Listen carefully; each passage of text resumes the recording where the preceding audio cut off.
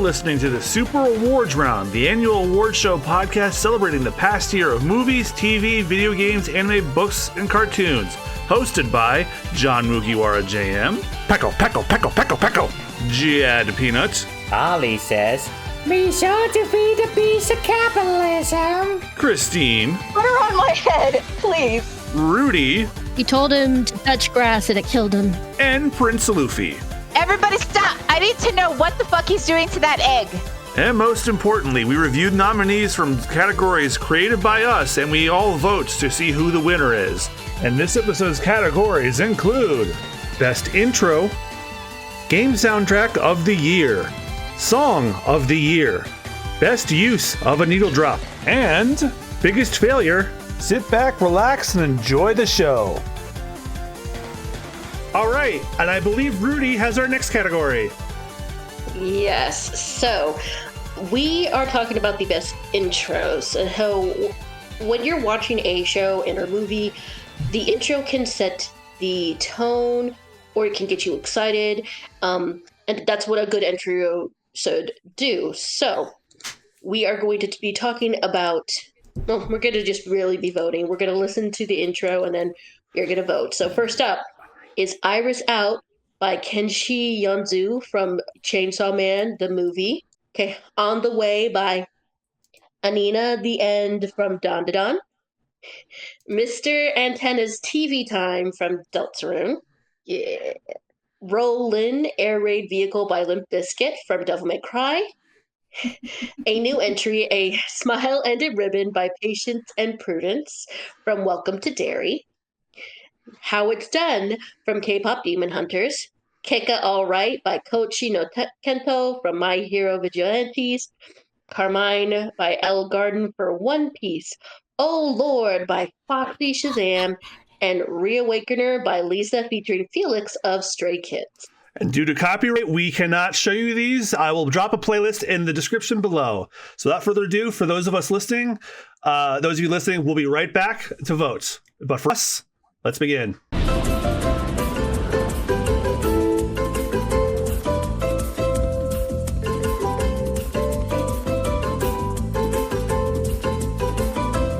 And that was our nominees. So everybody has watched the intros. So is it time to vote?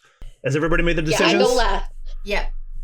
I went first last time. I don't want to go for again. Can I go first? Can I please go first? Go ahead. Go ahead, Christine. TV Time. How It's Done.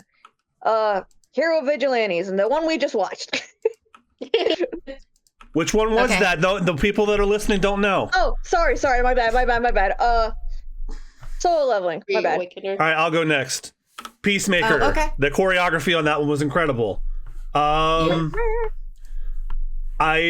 really dug. Iris Out has been an earworm of mine forever. So that one, Smile and a Ribbon. Welcome to Derry one cracks me up. And this is tough. If no one else gives it to him, I'm gonna give one to the Devil May Cry. It's the only flowers I want to give it. Vote. Yeah. Okay, I'll go next. Okay, sorry, Luffy. Oh, no, you can go. Okay, I'm going with Peacemaker. Yeah. And let's see, K-Pop Demon Hunters. Yeah. This really is tough. This might be one of the hardest ones we've had to do. This actually is very difficult. You know what? I'll go with Mr. Antenna's TV Time because it reminds me of all those old pre-rendered FMV cutscenes from the PlayStation era. And Iris Out from Chainsaw Man. All right. Okay. I'm gonna go with Iris Out from Chainsaw Man. Because my way of trying to pick this, like I said, was both trying to find did I like the visuals and would I put the song on my iPod. And some of them were a bit of both, but not quite to the same extent. So I would also go with Peacemaker. The choreography was sick. How It's Done. I gotta give it to my girlies. And Rewaker from Solo Leveling. That song that song hit. I like that. I know that. Okay, I like the first one, but I was like, I like the first opening. I was like, yeah, second one took it. All right, Rude is last. Yep. Okay, so Mr. Tenna. Of course. Yeah, let's go. Okay.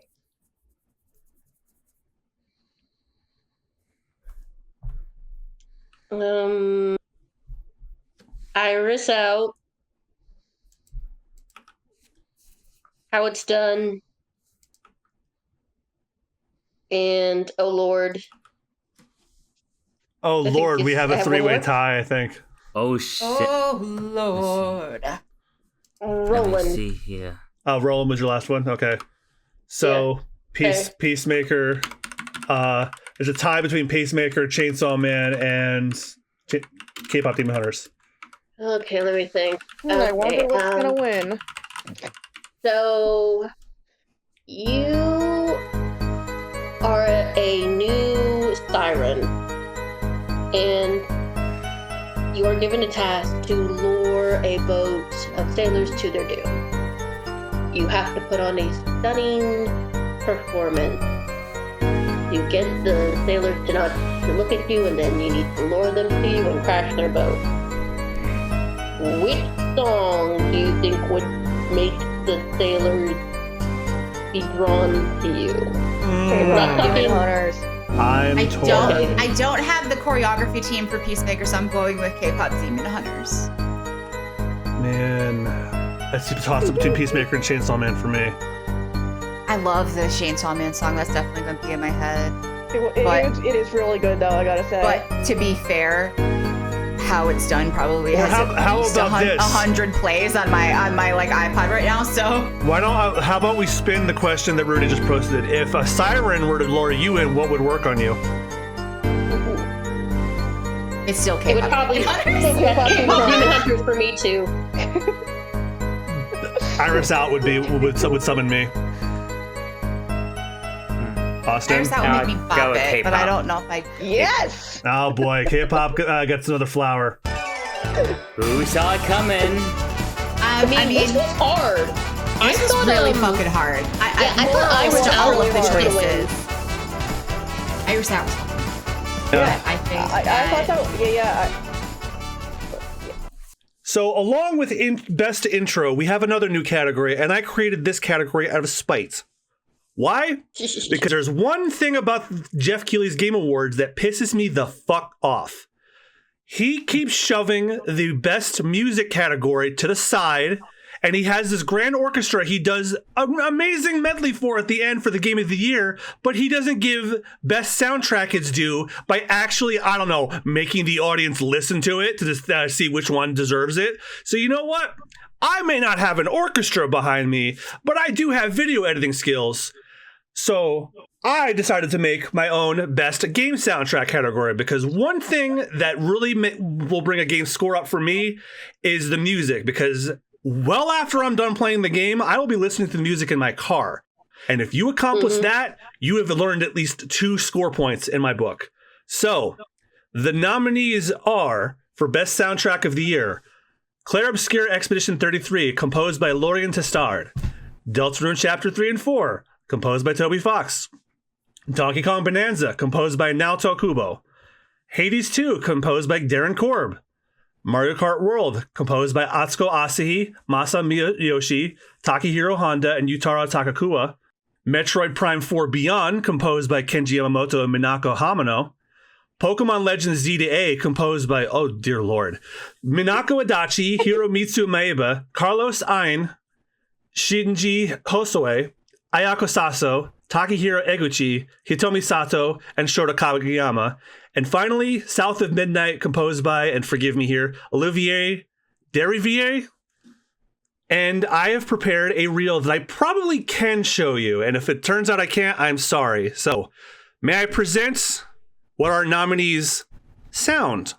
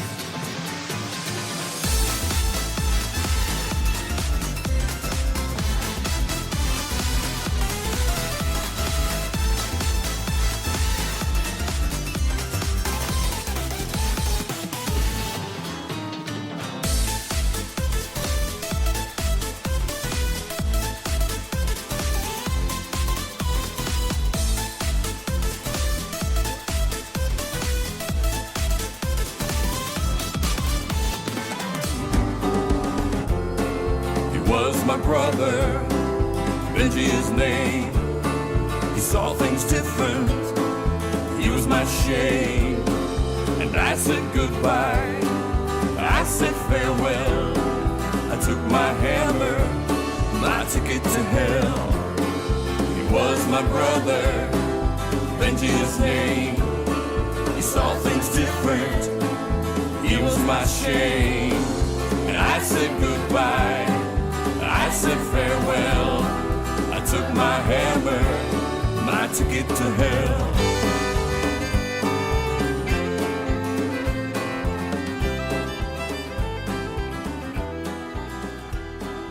Okay, time to vote. I'll go first because I have my stuff ready. Okay. Clear Obscure, Deltarune, Metroid Prime because I absolutely love that music. Pokemon ZA. All right. Anyone want to go next? I have to go last. Okay, I choose Hades 2, Mario Kart World. You know what? The Pokemon Let's in CA because the music was catchy and yeah, Deltarune. I'm a sucker for Toby Fox's music. All right. I think I got mine. All right. All right. Donkey Kong. I thought that was a jam. Hades 2. Deltarune. And South of Midnight. Rudy's turn. Okay. South of Midnight. Donkey Kong. Deltarune. And Claire Obscura. All right, so that leaves me Clair Obscure for sure. Metroid Prime 4. Mario Kart, because Mario Kart has hundreds and hundreds of songs outside the actual tracks that you can just listen to on the main menu. It's insane how many songs they have, and all of them slap. And I gotta give one to my boy Toby Fox. Yeah. It's a blowout. Just takes the entire category. Congratulations, Toby Fox. We look forward to seeing you again next year when Chapter 5 comes out. This year. It's not 2025 anymore. Oh, yeah, you're right. So, there is nothing better than a really, really good song. And a song can inspire you. It can make you happy, sad, make you laugh, make you angry. And we had a lot of really good songs this year. Okay, I'm going to butcher this. I am not French. I am so sorry. Un Vier Atmir from Claire Obscura. Hunting Soul, the Exorcism song from Dadadan. BB's theme from Death Stranding 2. Heart of Gold, Breaking Through from Donkey Kong Bonanza. Gravity from Has-Been Hotel. What It Sounds Like from K-Pop Demon Hunters. I'm Gonna Claw Out Your Eyes and Then Drown You to Death from Hades 2. Song of Departure Nice. from Like a Dragon Pirate Yakuza in Hawaii. Panty Swearing Song from Panty and Stocking. Say My Name, Karen from Plankton the Movie. I Lied to You from Sinners, and Benji from South of Midnight. And due to copyright, we can't play the songs, so we're going to listen to the songs and then we will vote again. So we will see you after we're done listening. So everyone ready? Yes. Yep. Let's do it.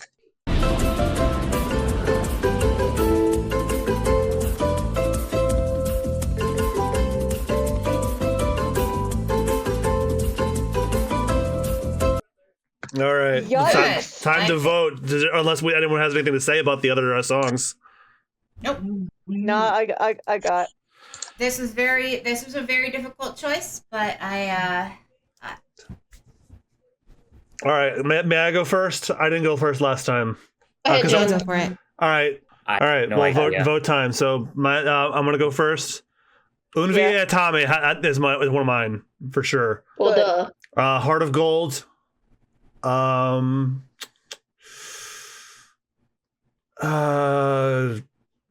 Hunting Soul, And man, it's really catchy. I'm gonna give it to Benji. Yes. Okay, I'm gonna go second if nobody has a problem with it. Clair Obscure. This one because Christine, no one heard what it was. Don't say this one. What is it? I was about to say it. Gravity from Has Been Hotel. Y'all got me to like that. And then Panty's swearing song because I heard that because John showed me that like before, and I like died laughing. And then I Lied to You from Sinners, obviously. All right, who's next? I'll go. Oh, okay, go ahead. you go. Oh, well, let's see. Benji, that one always gets me teary-eyed. No matter when I hear it. What it sounds like from K-pop Demon Hunters. Oh God, this is so tough. I Lied to You from Sinners. Crap. This is One more. I know. Gravity. Yeah, there you go. All right, Luffy, you gotta go next. I gotta go last. All right, this is the one time you'll ever hear me give ups. I'm giving it to Gravity. I liked that song. I liked Hayashi's performance in Don to Don. I thought that I had the last two, but after hearing Benji, I really fucking liked that. So, changing to that, and the song from Hades 2. I'm gonna Claw Your Eyes Out. Hmm. My turn. Yes, it is. So Benji, Kenny's swearing song. Yes. Join the club. I'm gonna say Heart of Gold. This is hard.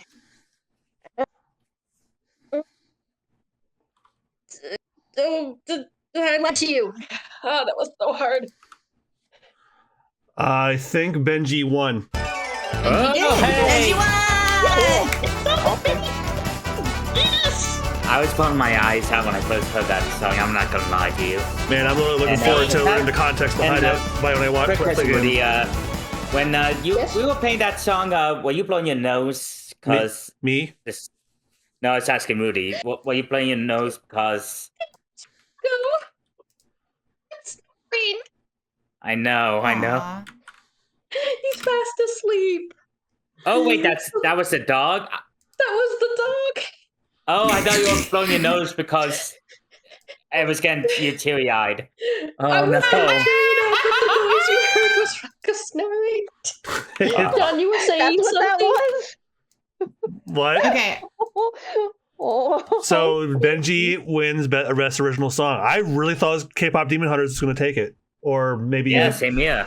You only got one vote. Damn. I mean, that's honestly, I told you guys at the beginning that was my least favorite song for the movie. But see, also, I think it's the emotions of the song too, because I had already told you guys what happened. But as somebody who like grew up in the South, I'm really like susceptible to sort of like these really sad Southern songs, so that's why I nominated it. But I see, like there's another song called Two Toe Tom, which was the second story, and it was between those two, but I thought Benji was better. But see, because Two Toe Tom is a alligator with two toes. Oh yeah. That's how he gets his name. a two-toed alligator moment. It was missing a pot. Stop. Buddy, stop. No, don't pull on that. Daddy needs it. I heard you, John. I heard him too. Okay. All right. Okay, so we gotta get to this next part, or Luffy is gonna explode. And Austin, It's okay. And Austin will be the first victim. I have to wait through the entire thing because I have to go last with that one because it is quite the tale. And but now I have to it's pause and time export for our this final first. musical category: the best use of a needle drop. All right. This has got to be one of my favorite categories. I think that music, that soundtracks add context and make everything better if they're done well. If they're done badly, then they can ruin a scene. I think that a good soundtrack is something that can make or break a show. And here are our nominees. And obviously, this category will possibly include spoilers for everything listed. Old Time Rock and Roll by Bob Seger, 911, Season 8, Episode 6, Confessions. We Built This City by Starship, Daredevil, Born Again. Raindrops Keep Falling on My Head by BJ Thomas, Death Stranding 2, On the Beach. It's the End of the World and We Know It, and I Feel Fine by REM, The Day the Earth Blew Up, a Looney Tunes movie. Nothing's Gonna Stop Us by Starship, The Naked Gun. You're the Inspiration by Chicago, Novocaine. Rocky Road to Dublin by DK David, Sinners. 5 Years Time by Noah and the Whale, Superman. And Red Wine by UB40, The Righteous Gemstones. All right. Luffy, do you want to go first? No. They said they want to go last. It is a long story. I'm so sorry. Rudy, could you go first? Because I was pissed off by one of your nominations. Okay. So I mentioned Novocaine before. Novocaine is about a young man who has a condition in which he cannot feel pain. The entire film is based around this. Nathan Kane has cognitive sensitivity to pain with androsis, aka SEPA. Now, the girl, his coworker, the coworker that he likes, they finally go on a date. He's happy. He feels like he's living life. The bank that they work at gets robbed and she gets kidnapped. So Nathan decides to be a hero and decides to go try to save her. And he ends up in the house of this insane prepper. The guy's like cuckoo for Cocoa Puffs. And he decides to torture Nathan. And again, Nathan can't feel pain. So the thing about this scene, while it is really gory, it's funny because Nathan is overacting. Because again, he can't feel, he knows what's happening. So he's like watching the guy and going, oh, don't do that. Oh, that's so horrible. I can't imagine how horrible that would be. But and the entire time, the song You're the Inspiration is playing. One of the cheesiest songs ever is playing. That explains why he was it felt like he was laying it on thick when he was cutting his hand with a scalpel.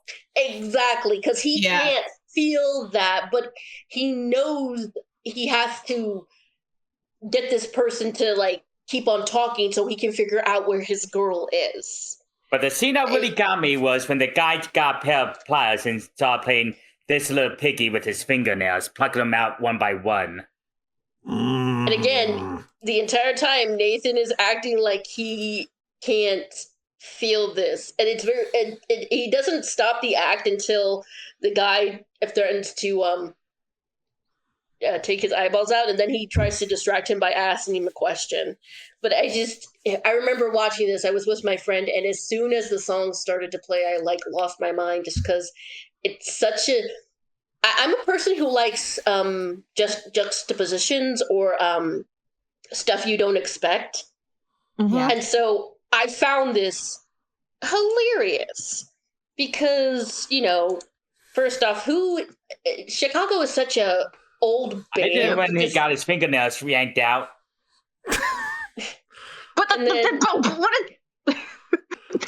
It's the choice of the song. That's why I nominated, just because it's such a random choice, and it's, again, it just doesn't suit the scene, but that makes it all more funny. It's similar to the Welcome to Derry opening. Exactly. There's a tonal dissonance. There you go. I'm guessing you didn't see that one, John. No. You said it involves something you don't like with body horror. I'm like, I had my fill with a certain scene in Welcome to Derry involving eyes. I'm good. Yeah. Yeah. As soon as I saw this scene, I thought, oh God, John's gonna gag when he sees this. My revenge is if I see that when you eventually watch Welcome to Derry, you'll know when to contact me. What episode do you get to? Evil. Okay. I'm gonna do my other one first, and then okay. So I'm gonna do Red Red Wine. I'm gonna talk about the Righteous Gemstones for a minute. I thought that this song choice was fun. This is the we've spoken about this scene before when I spoke about Best Villain, where Corey decides that he's going to shoot the gemstones after having a disagreement with them, and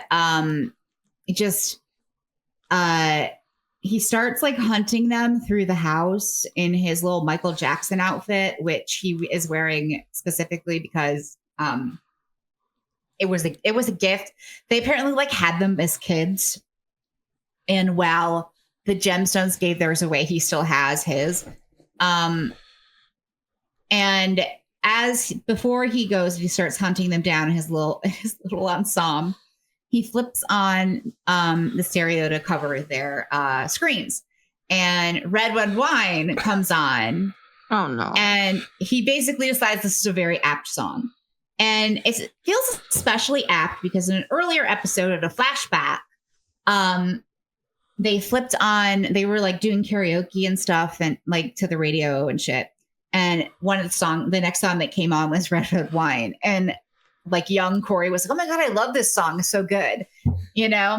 So it's kind of like a callback of how like they used to enjoy it together. And now it's like the song that he's using to stalk them to their deaths. And also I very much liked the usage of, red, red wine being a metaphor for the fact that there's blood being spilled everywhere. The only thing that might have been a better choice would have been a Michael Jackson song, given the outfit. Yeah, like Smooth Criminal would have been, I guess that would have been too obvious. Yeah. And the rights were probably quite expensive. Oh, yeah. Actually, it's not even that. The Jackson estate really doesn't want to license their music out right now. Fair enough. It's why I think we can make a couple of guesses as to why, but it's also why Sega, when they did the Sonic Origins collection a couple years ago, why they didn't have the original music for Sonic the Hedgehog 3, because Michael Jackson co-composed it. Oh. Yep, they did confirm that he did in fact write music for Sonic the Hedgehog 3. Unfortunately, he wrote some of the best tracks in that game, and the replacements that they replaced him with are all dog shit. Yeah. Sucky.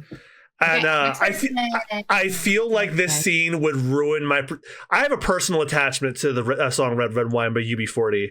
Fun little fact for me. One of my frequent things I did in the summer was go to the Jersey Shore with my mother, father, and my siblings. And my mom would always listen to the same freaking radio station on the way up, and they would play all the same songs. And I associate all those songs with trips to the beach. Guess which song is one of them? Red Red Wine by UB40. I permanently associate that song with beach time, chilling out, having fun at the boardwalk. I don't think I want to associate it with what was described to me. And honestly, it's so ingrained into my brain, I don't think it'll either ruin it for me or will have no effect at all. Or it possibly might make the scene hysterical to you. I don't know, because the association is so different. It's probably going to be the third. Okay. Austin, I think we already talked in the Cucky Ducky segment about Nothing's Gonna Stop Us Now by Starship. This is the snowman cuck scene. Yeah. Oh, where the snowman's like, okay. Yes. I couldn't watch the whole thing. I'm sorry, it was too weird. I thought this was hysterical. I was cracking up. Like the love montages in The Naked Gun are like some of the best scenes in those movies, and this one topped them all. So, like, if for some reason you haven't watched that, which seriously, go back to like part 3 or 4 at this point. This is when Liam Neeson's character and Pamela Anderson's character have a romantic getaway in the snowy Alps, and they build a snowman. He comes to life, and then they get freaky with him, and to the point where they start eating him, and then at one point they cuck him, and then he seeks out revenge and tries to kill them with a pistol. And they get decapitated with a samurai sword. All while Set said nothing's going to stop us by Starship. Okay, yeah. Okay, yeah. I love that. I love that. So sometimes, like, a tonally dissonant song is very much the right choice. Yep. Another one. Oh, I can talk about "We Built This City" by Wow, Starship's on here twice. Holy fuck. Yeah, damn Starship, look at you. All right, so technically, Starship's song wasn't in this one. All right, I'll explain. So as you guys know, Wilson Fisk, the Kingpin, has been elected mayor of New York City. And along with an insurmountable amount of power as New York City mayor, also comes appearances that you have to do for optics as a mayor. That includes doing things that you probably would rather be spending your time doing something else with.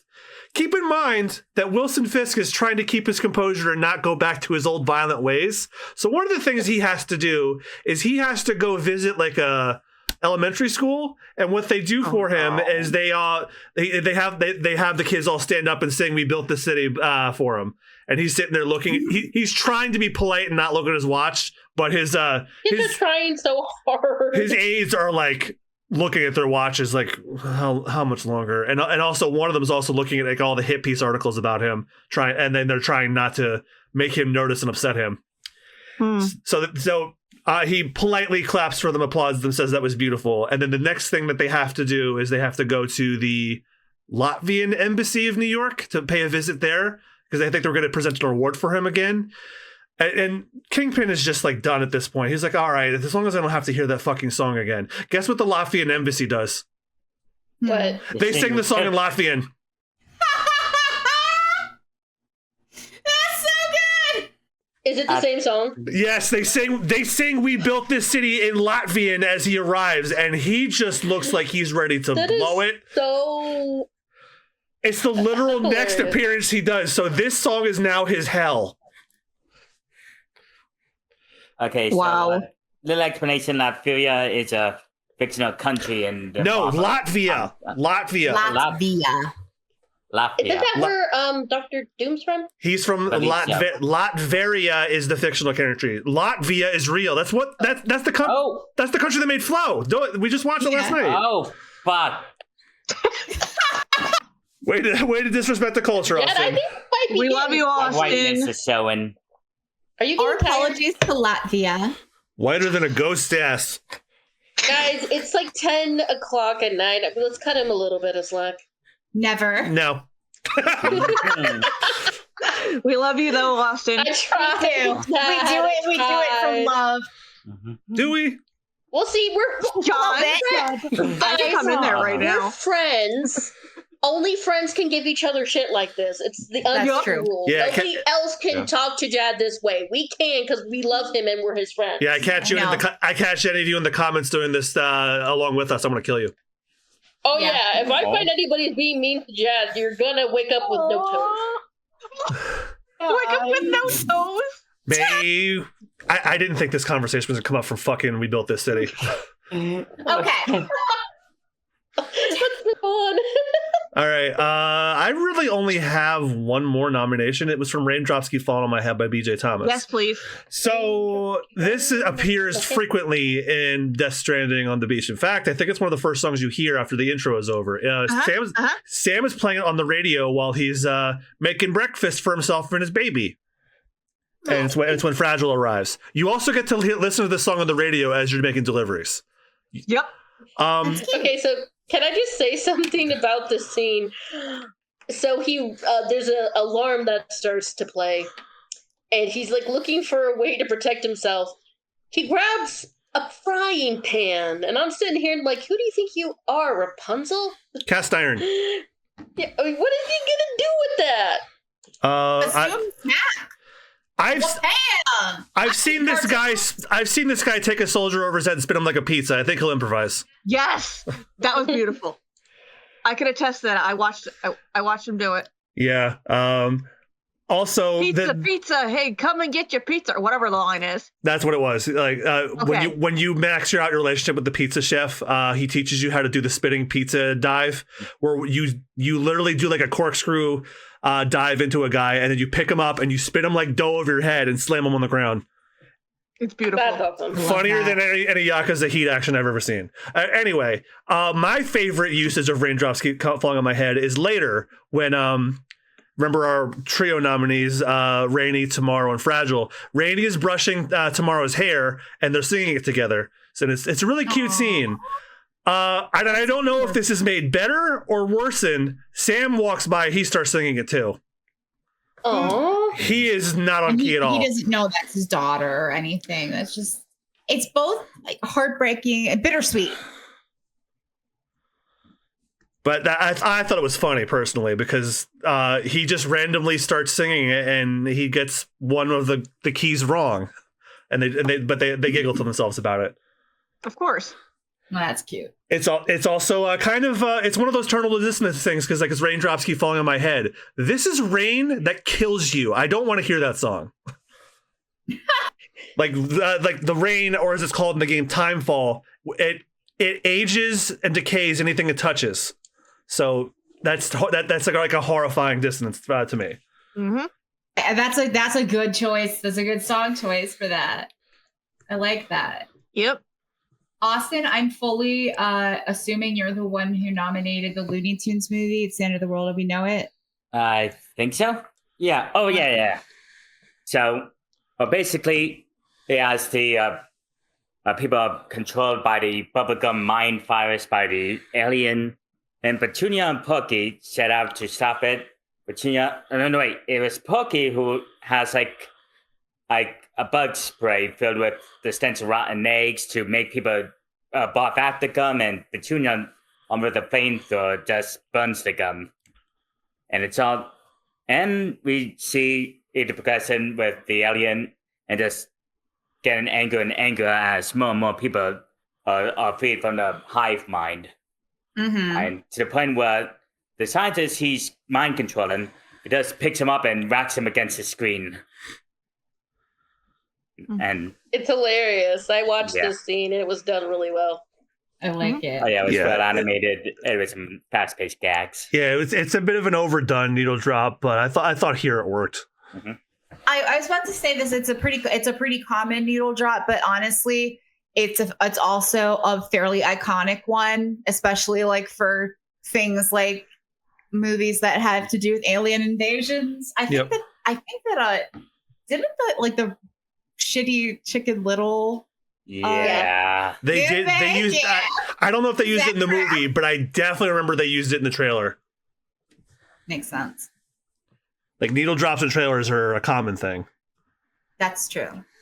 I'm just gonna say, I know the song has been done, but I like the song. It's just so catchy. Me too. Yep. I'm trying to remember where I first heard it. I did not hear it in like a movie that had an alien invasion. I remember seeing it in a movie where like two guys were in a car singing it. I don't know if it was Wayne's World or Tommy Boy. It might have been one of those because I think it. Because I remember Chris Farley singing along to it. It was either Chris Farley or Mark Myers. I think it might have been Tommy Boy. It might have been Black Sheep. Well, I guess I can look it up on the wiki and find out because, like, if you look up a song on wiki, they'll tell you what it was used in. What stuff it's been used in. R.E.M. doesn't have to ever make another decent song. No, they've made.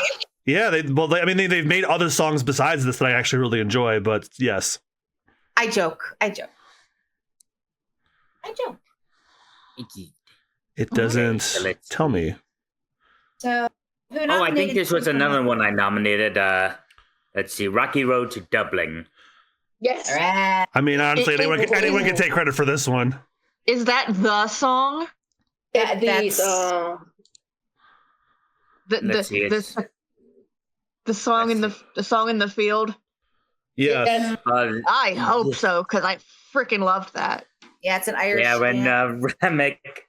Before we start, I looked it up. Tommy Boy. Okay. It was in Tommy Boy. Yeah. Yeah.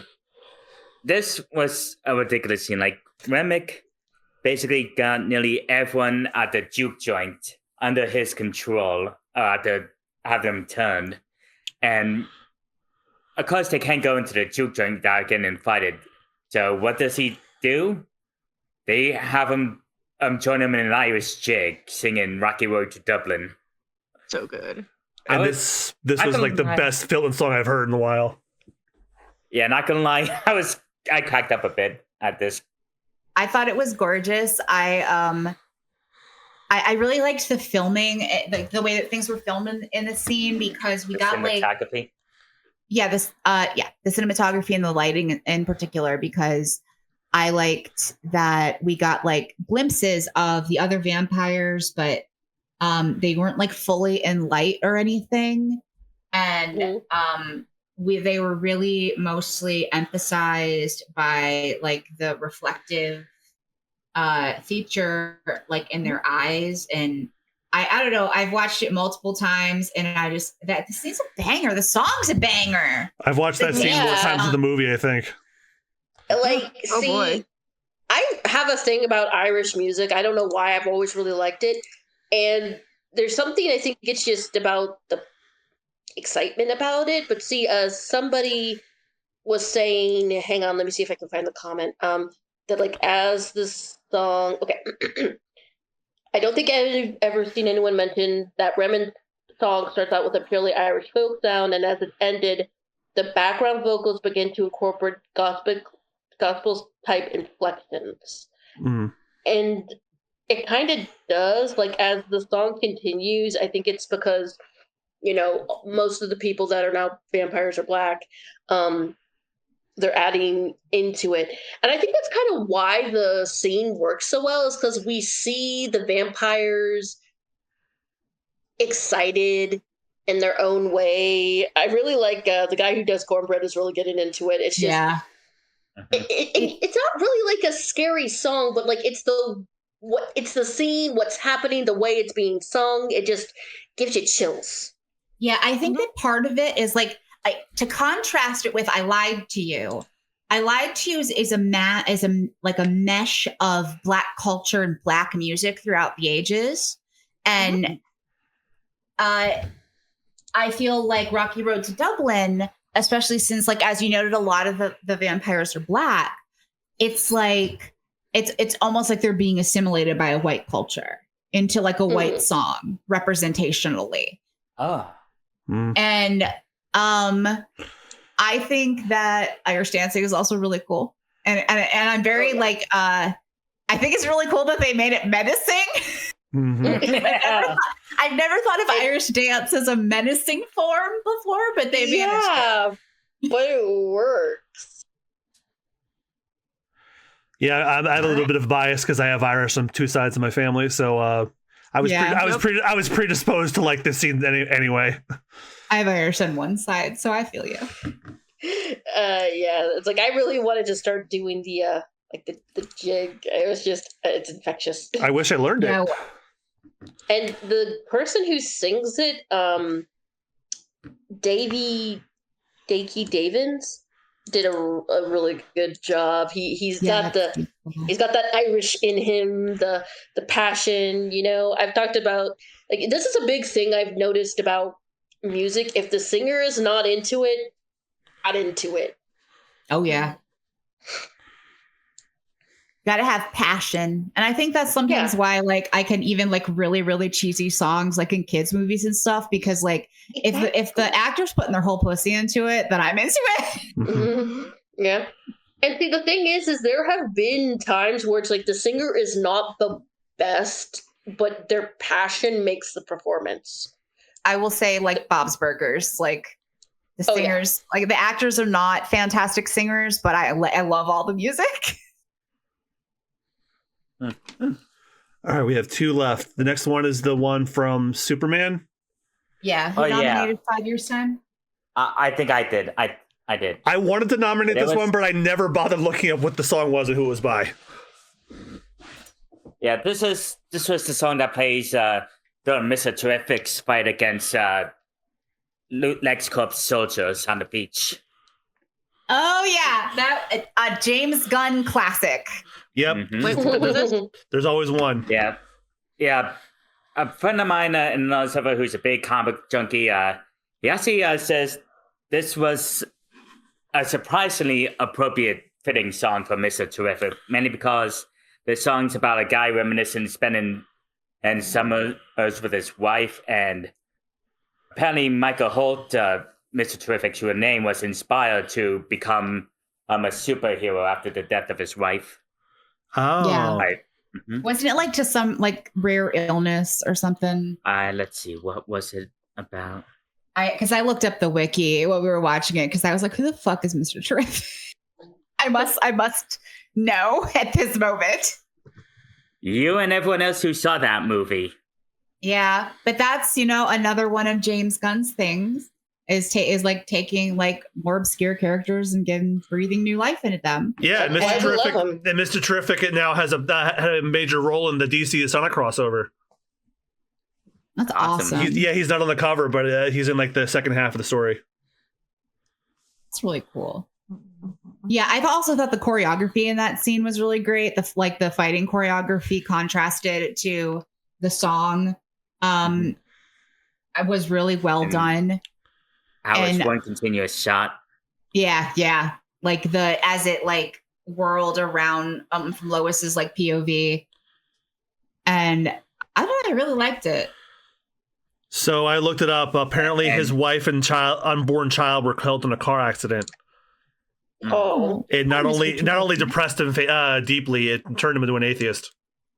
What was he before that? Like just religious, or was he like a pastor? Doesn't say. Like it just said it wrestled him from his fear of God. His belief in God, I guess. Interesting. Very interesting. Yeah, and not to go out of tangent, but that one guy on Twitter when the movie came out who insisted to replace the song with some generic heavy metal track, fuck you. As the biggest heavy metal stan in this call, that would have ruined the scene. Part of it is, as we've been talking about frequently, is that juxtaposition. It's important. Yeah, sometimes you can have something that fits, and sometimes the juxtaposition is better. Exactly. Plus, I think, like, especially because, like, the uniforms for everyone who was working on the beach seemed to involve Hawaiian shirts and khakis. That's the thing, because, like, the song was playing on their radio when he arrived, and then when the fight started, they got rid of the telephone filter that it was under. Yeah, I love that. I love that technique where, like, the music that is taking over the scene is, like, actually playing, and it's not like just us, the audience, can hear it, but the characters can. Yeah, so it's a trope I've literally used before. Right? It's a trope I've literally used before. Music. Yeah. Austin, Christine probably. What? Sorry, I didn't hear what Christine said. I said diegetic music. Thank you. Right? Yeah, it's a trope I've used. Christine and Austin might remember, but in my old Flash series, there was a scene where I had a character flip a coin into a record player, and it played a Metallica song, and so that everybody could hear it in the cartoon. I like it. So I'm familiar with the technique, and I appreciate it. Yeah, agreed. All right, does that leave just one? It does. Yep, the big one Luffy was saving for last. Take it away, Luffy. All right, I take you back to a couple summers ago. Well, a summer or so. You are me. POV, you are me. And you just got into a firefighter procedural called 911 because someone told you the firefighters were gay. And it turns out one of them is bi. But of course, I start watching the series, and by season 2, when they introduce Eddie, obviously him and Buck I have eyes. Him and Buck are supposed to be fucking. They might as well be. There, every fandom exaggeration that I thought I was hearing was truth. And again, I have eyes. But because I binged the series, that means when they brought back in Buck's first male love interest, Tommy Kennard, I recognized him. Tommy had only been in 3 other episodes prior to this. They were all flashback episodes. And his character's name could have easily been replaced with Racist Tree Number 3.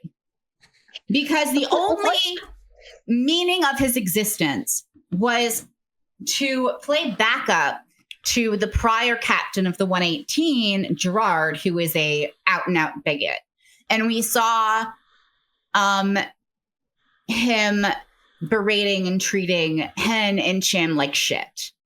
Eventually, Chim seems to semi-forgive him, but not me, baby boy. So when Buck smashed his lips against this Maui figurine, I was not happy. And as I entered the fandom, it turned out that not everybody was as unhappy as me that Buck was smooching on a fucking racist, because Tommy had gotten a fandom that exploded overnight. And as I entered the 911 fandom, the buddy fandom, the Buck and Eddie fandom was fracturing, because many people were losing friendships of 5 years for all the past seasons, because a bunch of people jumped ship, and they jumped ship to, this other fucking annoying character. And then we entered the hiatus before season 8. So for the entirety of the summer, there was a group of people who were obsessed with a character who had, and we did total this, mind you. I have a friend who's a video editor who totaled this. 10 minutes of screen time total. 10 minutes. And they were treating him as a main, and it was wild. They would do things like flood the 911 Instagram literally almost every day with some sort of Tommy hashtag. We had a my uncle who works at Nintendo scandal with someone who claimed that their cousin worked on 911 and that Tommy was going to be upgraded to a main, and Buck and Tommy were going to be married by the end of season 8, basically. What's your source? My source is I made it the fuck up. Exactly. And people fucking believing this. During this time, they gave so much money to Tommy's actor, Lou Ferrigno Jr. via a cameo to get him to basically just blurt their headcanons out and then be like, this is canon. And so I finally joined a server of like-minded Tommy haters. And this spawned our Jakey channel, which I'm not sure if you're familiar with the Tumblr meme. Where somebody's talking about I hate your boyfriend Jakey, I hate your cishet Jakey, and so we just called it the Jakey channel, and we would just dump all of our hatred for both the character and the way that the fans were acting, and occasionally people would bring in fan fiction. One day, someone came in with what came to be our holy grail. Oh boy. This author had previously written another story that we thought was very funny, that we affectionately referred to as the Terrorists of San Bernardino, in which, because Tommy had so little characterization, he's basically had so much projected onto him. The only thing we really know about Tommy is he's gay, he's white, helicopter, and that's it. And so they would often lift Eddie's traits and basically just put them on. He's a gay white helicopter. Yeah, he's the helicopter pilot, and that was an obsession. So yeah, the Terrorists of San Bernardino was very silly. They brought that in previously, and that's had one of my favorite lines from any fic that was brought in, which was, "That's stupid," shouted Eddie from the back, because that's how I felt about a lot of this. But no, they brought in old time rock and roll. Oh boy. Old time rock and roll was a fan fiction wherein Tommy and Buck were at a club and they hear old time rock and roll, and Tommy has a horrendous flashback to his father beating him in tune to old time rock and roll. Oh my God. And Buck forces the club to stop playing it and to declare that they will never ever play it again. For some reason, this quickly exploded in the server. It shot to mimetic Stannis immediately. And we would talk about it constantly. Every time we would joke about like, man, somebody put on old time rock and roll. It became a beautiful, beautiful meme. Let me show you. Oh boy. I collected some of my friends. They let me borrow the screenshot, which is just like a bunch of clips of us all talking about old time rock and roll. And they are European, so the date is different. Just note the date on it. And mine, which is That's So Sad, Hildy, which is their in-universe equivalent of Alexa, play old time rock and roll. Mm-hmm. So season 8 starts. And we get to confession. Episode 6. It starts with Buck and Tommy's anniversary dinner. Buck did not realize it was their 6-month anniversary, and he has no gift. So, yeah, fabulous relationship. And Tommy tries to give him basketball tickets, even though Buck doesn't even like basketball. And the first thing he fucking asks if he could take any. And then we learn that Tommy actually did used to date a woman in the past. And it was Abby, who was Buck's first girlfriend from season 1. Connie Britton's character, who left after the first season. And this is because of, like, we had been making jokes for months that some throwaway line in the first episode where Connie Britton's character, Abby's like telling her mom who has dementia that her fiance Tommy is not around. And they decided to actually make that canon. So it started off strong. Meanwhile, Eddie is in a literal fucking confessional. And he's basically talking about he's really sad that he's got like this rift that's going on with his son. His son's staying with his parents right now. There's a long story behind that includes a doppelganger of his like dead wife, but that's a weird plot line that they dropped. Is that the dog snoring again? Yes. Not somebody who was upset with me. No. I was worried was my congestion coming back, but no. Okay, so like we get this very poignant scene after the confession where he's just like, I lied to my kid about this situation. I lied to my best friend, et cetera, et cetera. He runs into the priest that was on the other side of the confessional in public in like a smoothie shop. Oh boy. He will hereby be referred to as Hot Priest because that is how he's known in the fandom. He has no name. He's just credited as priest. But okay, so him and Hot Priest end up sitting down at the same table. And Eddie had gotten water instead of juice like he wanted. And they have a very coded conversation where first he thinks the priest is hitting on him. Then he has a line about how, even if you want juice, it doesn't mean you're allowed to have it. He tells them that he grew the Freddie Mercury mustache because, and I quote, the LAFD doesn't allow beards. So if that's not queer coded, I don't know what is. Essentially, and the priest tells him he should learn to embrace joy and, live for himself and not just like his son and stuff like that. We cut to Buck, who's like feeling very complicated about the stuff that had happened with Abby and kind of feels like Tommy lied to Abby and shit because he never told her why they split. And I kind of agree with him. Actually, I fully agree with him. Abby just thought she fucked up or something. And if it's just because he was gay, that's, a totally different thing. He goes to his sister and her coworker gives I could rant for 10,000 hours on the Glee speech, but we're not going to do that today. Essentially, the speech boils down to Glee through the first brick at Stonewall. And it is because of Glee that we had gay marriage.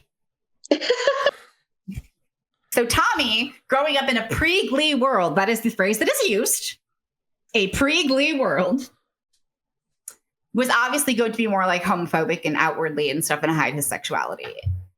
Duh. And why, Tibnir? I didn't have to see you suck Ryan Murphy's dick live. There was no reason for that. Anyway, we cut to Buck being Buck, and being as he essentially has like BPD, and makes a lot of very rash and stupid decisions, and I love him. He decides to try to invite Tommy to move in with them because he basically now thinks Tommy is, I don't know, fucking marched in the first Pride parade, essentially.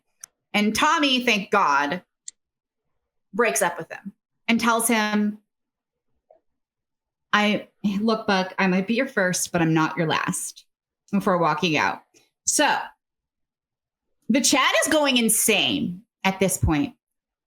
We're all screaming, boom, because we've been talking about how we're waiting for BT Bones for months. People are literally popping champagne because people have made champagne bottles for like things like mini ones that are designed for things that might happen in the show. And one of them is Buck and Tommy breaking up. So literally popping bottles. And then we cut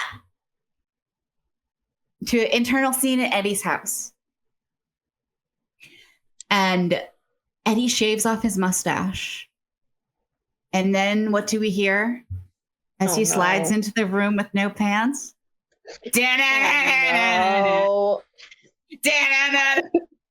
Just take the old records off the shelf. I cannot tell you how my chat went to 400 messages in less than 5 minutes. Oh, Jesus. I have never felt a high like that. I will never feel it again. Old Time Rock and Roll was our song for months before this ever happened. It was our anti-Tommy song. It was on the top people's Spotify playlists. And it happened in the goddamn show. It was our death knell. I will never know power like that again. Thank you for allowing me to share this with you. It's also worth mentioning that we're All Time Rock and Roll is one of the most iconic Needledrops in the world, too. So to hear it used another way like that, I wasn't prepared for what I just heard at all. Thank you for taking us on that adventure, Luffy. Thank you. Starting on as a fan, it was beautiful. Starting as a fan fiction meme and then being wow. Yeah, it was beautiful. Well, I was so happy it happened. Well, like all beautiful things, they must come to an end. So it's time to vote. Let's vote. Oh shit! Let's see. I went first last time. First? You go ahead. Okay. Since that was an adventure, Old Time Rock and Roll. No. Yeah, I know. I love you all so much. Thank you. We built this city. Raindrops keep falling on my head, and Rocky Road to Dublin. You get all that? I want to go, Nick. Okay. Yeah. Old Time Rock and Roll, because Luffy's passion is infectious. It's the end of the world.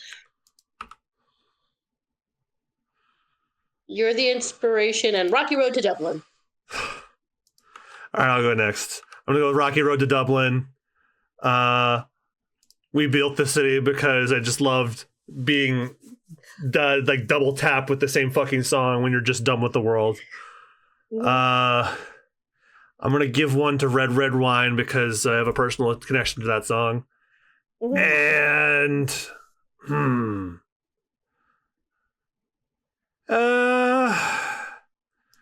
man, that Old Time Rock and Roll is an adventure. I'm giving it to it. Thank you. Okay, my turn. 5 years time. I go to Dublin. Nothing's gonna stop us because I was laughing a second if you don't. Snowman cuckoldry. And, all-time rock and roll. Because, Luffy, I know what it's like when you have an autistic hyperfixation that you just want to talk so much about. But Thank you. I just...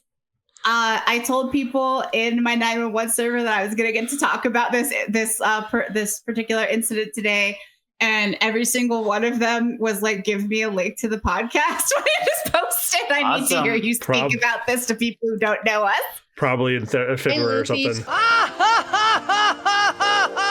Hello. I think I'm the last one to vote, right? Yes, you are. All right, I got to give it to Old Time Rock and Roll. It's going to win. It's going to win, but vote for the others. I liked Rocky Road to Dublin, Red Wine, and 5 Years Time. Oh, it's just a tie. Oh. Well, the tie between those two now. Rocky Road to Dublin and Old Time Rock and Roll. It's okay. I don't know. All right. Irish Jig. I love you, babe. Who tiebreaker scenario? Who's coming up with it? Okay. Okay, I got.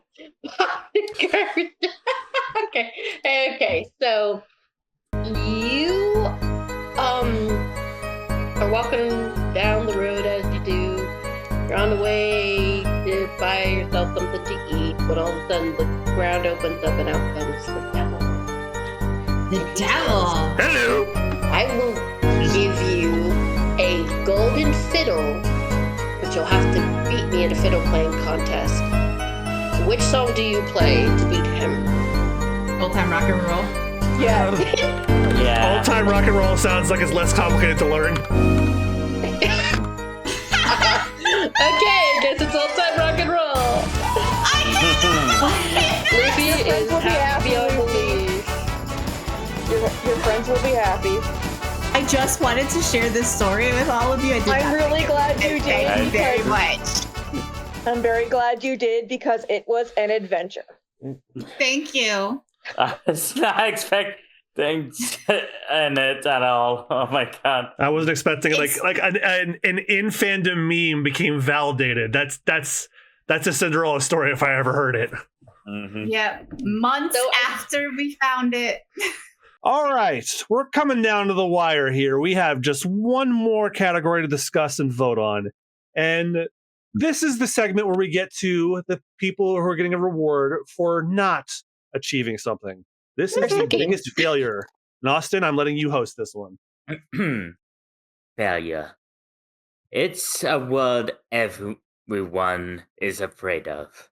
And yet, Hollywood seems to be embracing failure right now, as nearsighted executives has greenlight the dumbest shit or taking all his vision, ripe it with their ass, crumple it into the hamper and then spit on it. Wipe it with their ass? Yep, wipe their ass with it. Sorry. Whatever you do. But of course, financial failure isn't the only way a film will add up a project and fail. Sometimes failure is just butchering the original intent or source material. And these are the nominees for this year's biggest failure. The Octo Knights. No, it's fine. Bambi, The Reckoning. Oh, jeez. Captain America, Brave New World. Devil May Cry, the Netflix anime. Elio. Lilo and Stitch, the live-action remake. Marvel Zombies. All 3 horror movies based on Popeye. God, I can't believe that's a sentence. I hate it here. Pan's Neverland Nightmare. Screamboat.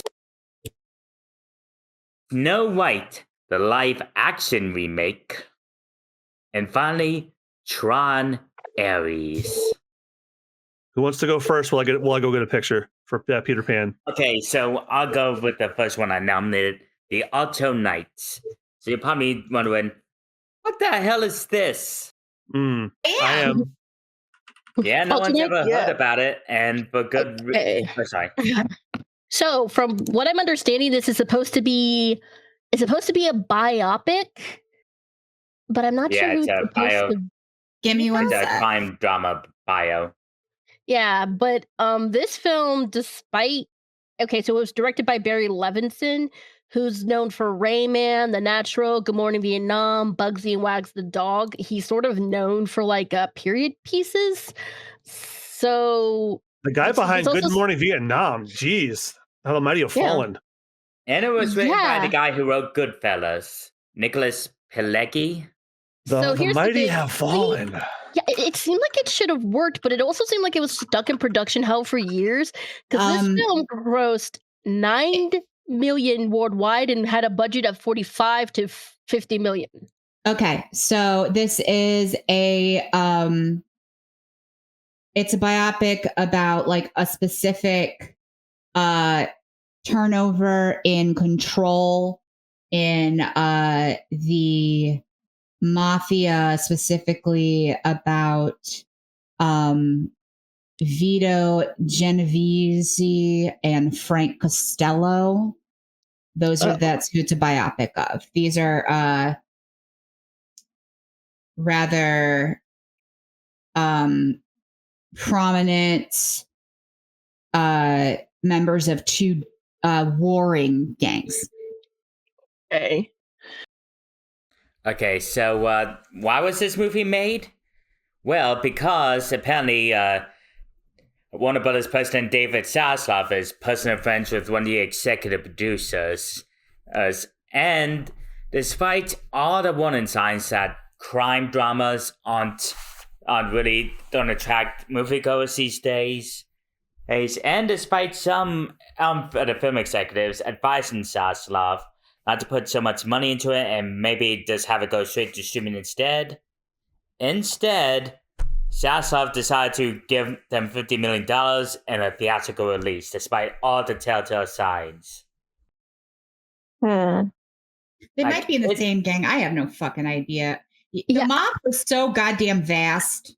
Well, also just it seems like this film sort of was one that came out and was forgotten because I think it came out like the same week as, from what I'm understanding from the Wikipedia, it was released along like with Snow White, but it wasn't in theaters for that long because it didn't do that well. It had a 61% drop in its second week. Christ, when Snow White kicks your ass, you've really fucked up.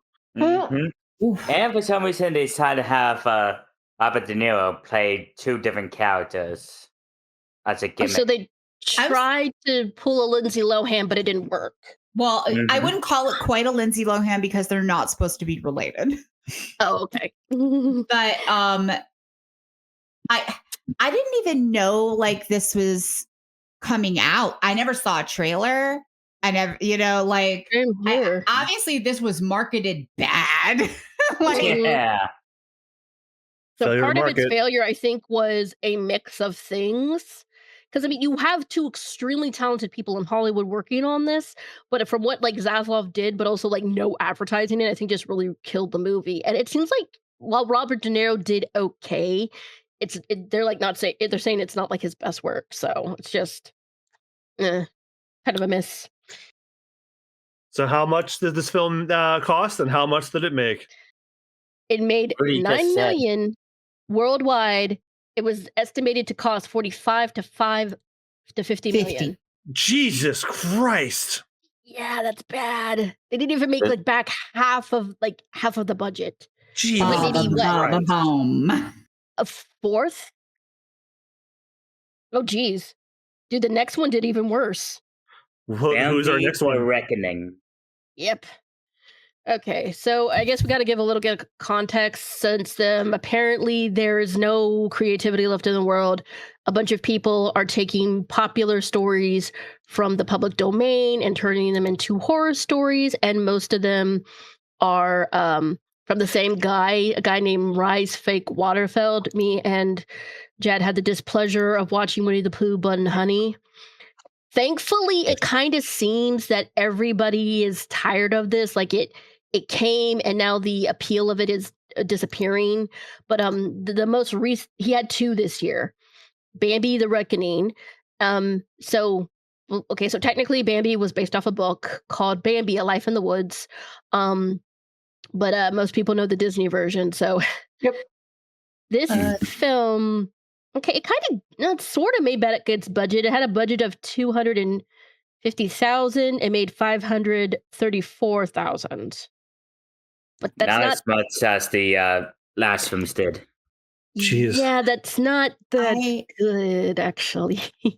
I mean, like, making a dark fairy tales and like darker interpretations of, common story lore has been around since the days of like fucking Grimm's fairy tales.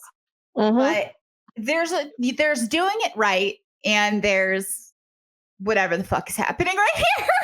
Exactly. So the main thing is it didn't do that well in the United States. It only made $172,870, but also that's just a far cry from the money that the Blood and Honey movies have been making. Yeah. So again, it kind of seems like this is losing steam. But as like Luffy said, the problem is not that people are doing this. The problem is how they're doing it. It just sounds like the issue that one of the issues me and Jad had with Winnie the Pooh, Blood and Honey, we didn't give a crap about any of the characters, like at all. Yeah. You're supposed to be invested in the characters getting murdered, but you're not. And that's been like a recurring problem, is that nobody cares about the characters in these movies.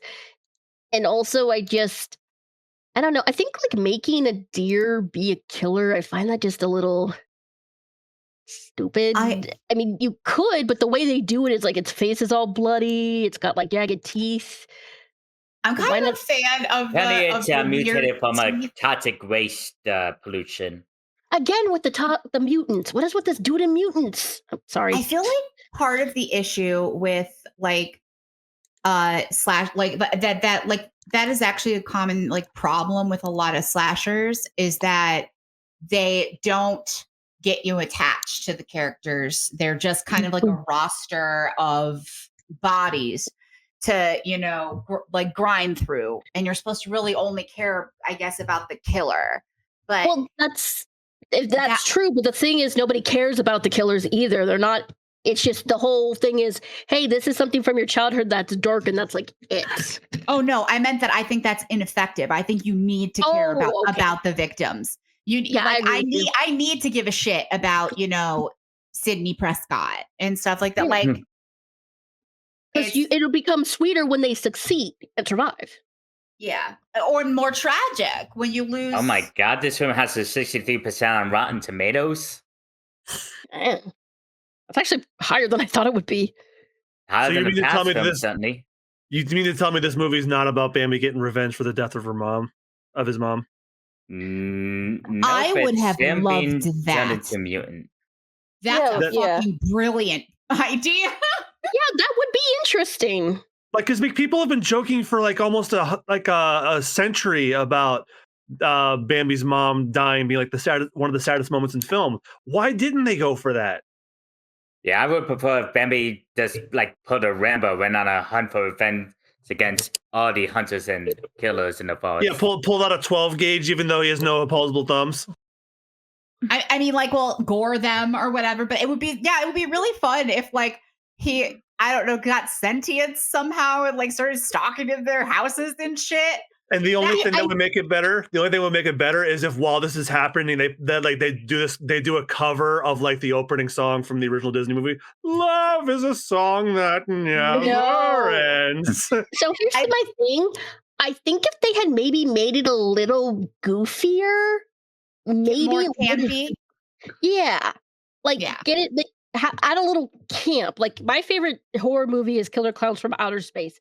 It's a stupid premise, but you can tell that the people making the film were having fun with the premise. Yeah, if you're going to do a ridiculous premise, doing it campy can make it a lot more fun. Yeah, that's the problem with these just a childhood universe films. Like, it takes itself way too seriously. Like, yeah, they know that their idea is stupid, but they're trying way too hard to pretend that it isn't. Exactly. Again, like we've said, there have been like the most popular movie right now was like we talked about Wicked, and I don't remember if I talked about this last year, but it's based off a book by Gregory Maguire, who based it off the movie and the original Oz books. Well, Gregory Maguire is a gay man, and he was writing this like, sort of to parallel what was happening with the AIDS crisis. And while even if you don't know that, you can kind of tell that the point of like Wicked is to show, what is good, what is evil, but also there's a whole storyline about the prejudice against the talking animals. There's a point, and that's one of the reasons I think Wicked has held up so much, is because Gregory Maguire added some sort of, some actual themes. It wasn't just let's make the Wizard of Oz, but make it dark and gritty, Yeah. And I will add that like that kind of became his bread and butter a little bit. He also has a more darker, grittier interpretation of Snow White and Cinderella called Confessions of the Ugly Stepsister. I actually read some of that one. That one's pretty decent. But like I think again, it's not only are people kind of tired of this, but a lot of it it feels very lazy and schlocky. And I really think if they had maybe made it more campy, it would have been more enjoyable. So, all right. So next up is... They got to be a Sharknado if they want to have staying power. Yeah. So next up is the latest Captain America film. Didn't even know they made one. John, I think you were the only one who watched this. No, I saw it. I watched it too. I've seen it twice. I saw it the second time. Yeah, so where do we want to start with this one? What if I told you that the fourth Captain America sequel and Sam Wilson's first solo outing as the new Captain America was actually a sequel to a movie from 2008 that wasn't a Captain America movie? Oh my God. I'm sorry, John. So if the Incredible Hulk rights are in a weird legal limbo where Universal still has some rights over them. So Hulk is not allowed to be in a film by himself, and neither are any of the Hulk characters. So, and then the Incredible Hulk 2008 movie, which was like the second MCU movie after the first Iron Man, had a plot point with Samuel Stearns where he was mutated into the leader. And that plot point, as well as several other things, were not expounded upon until this movie for some fucking reason. Looking at the director, he didn't direct that other Hulk movie, so I'm not sure why they did that. No, really I get they wanted to have it be about Thunderbolt Ross and how like he's president of the United States now, and but he was such a detriment to the Avengers. But this entire plot should have been for like an Incredible Hulk 2 or something like that. But instead, this is what we got for Captain America 4. Now, for Black Captain America, let's sideline a black character for a white guy storyline. And here's the thing: and the Hulk wasn't even here either. It kind of starts out with the true original Captain America, Isaac Bradley, who is a black man. He was going to be training the new guy to be Falcon, and I thought we were going to sort of focus on, Sam sort of struggling with being Cap and people thinking he's not, worthy enough to fill the boots. But then we take like like as John said, it devolves into this really weird sort of pseudo Hulk sequel. And it also just felt like the director wanted to have more of a message, but like the Disney executives, like, you can't be political. But this is in a political thriller. Come on, can't be political. Winter Soldier had more balls than this movie did. Okay, please elaborate this for me, because I want to make sure I actually heard you right a bit earlier. This is a stealth Hulk sequel, but Mark Ruffalo / the Hulk, he's not in it. Nope. What? The only Hulk that's in it is the Red Hulk, and that's Harrison Ford. Okay, this is another thing. I hate it. Do you see how he's on the poster? Here. Yeah. He doesn't show up until the end of the film. Yeah, Red Hulk is in like the last 10 minutes. Doesn't show up until the yes. And the other thing is too is Harrison Ford is taking over for the late William Hurt, who had played Thunderbolt Ross in the MCU all the way back in that Hulk movie until he passed away a couple of years ago. So they even brought Liv Tyler back. Yeah, that Betty Ross came back, and then Mark Ruffalo's not here. No, they're putting Mark Ruffalo in the Spider-Man movie this year. confusing. And here's the thing. I think Anthony Mackie and Harrison Ford did like really good. Like people praise their performances and they're rightful to praise those performances, but it just felt I will. it's missing. Have you ever had like a burger and you take a bite of it and you're like, this is missing something, be it like ketchup or lettuce or tomato. This is sort of a nothing burger that's missing some condiment. It's missing something. Yeah. It's the burger that's missing the burger. For me, this is like having a burger. I'm like, wait a minute. Why do you have pepperoni and mushrooms in here? This is what you put on a pizza. Why is this in my fucking burger? That's another good way to put it. I very much understand what you're saying. There's many like a show and stuff where it's like these individual performances are good, or sometimes like this individual storyline is good, but everything else around it is shit. Mm-hmm.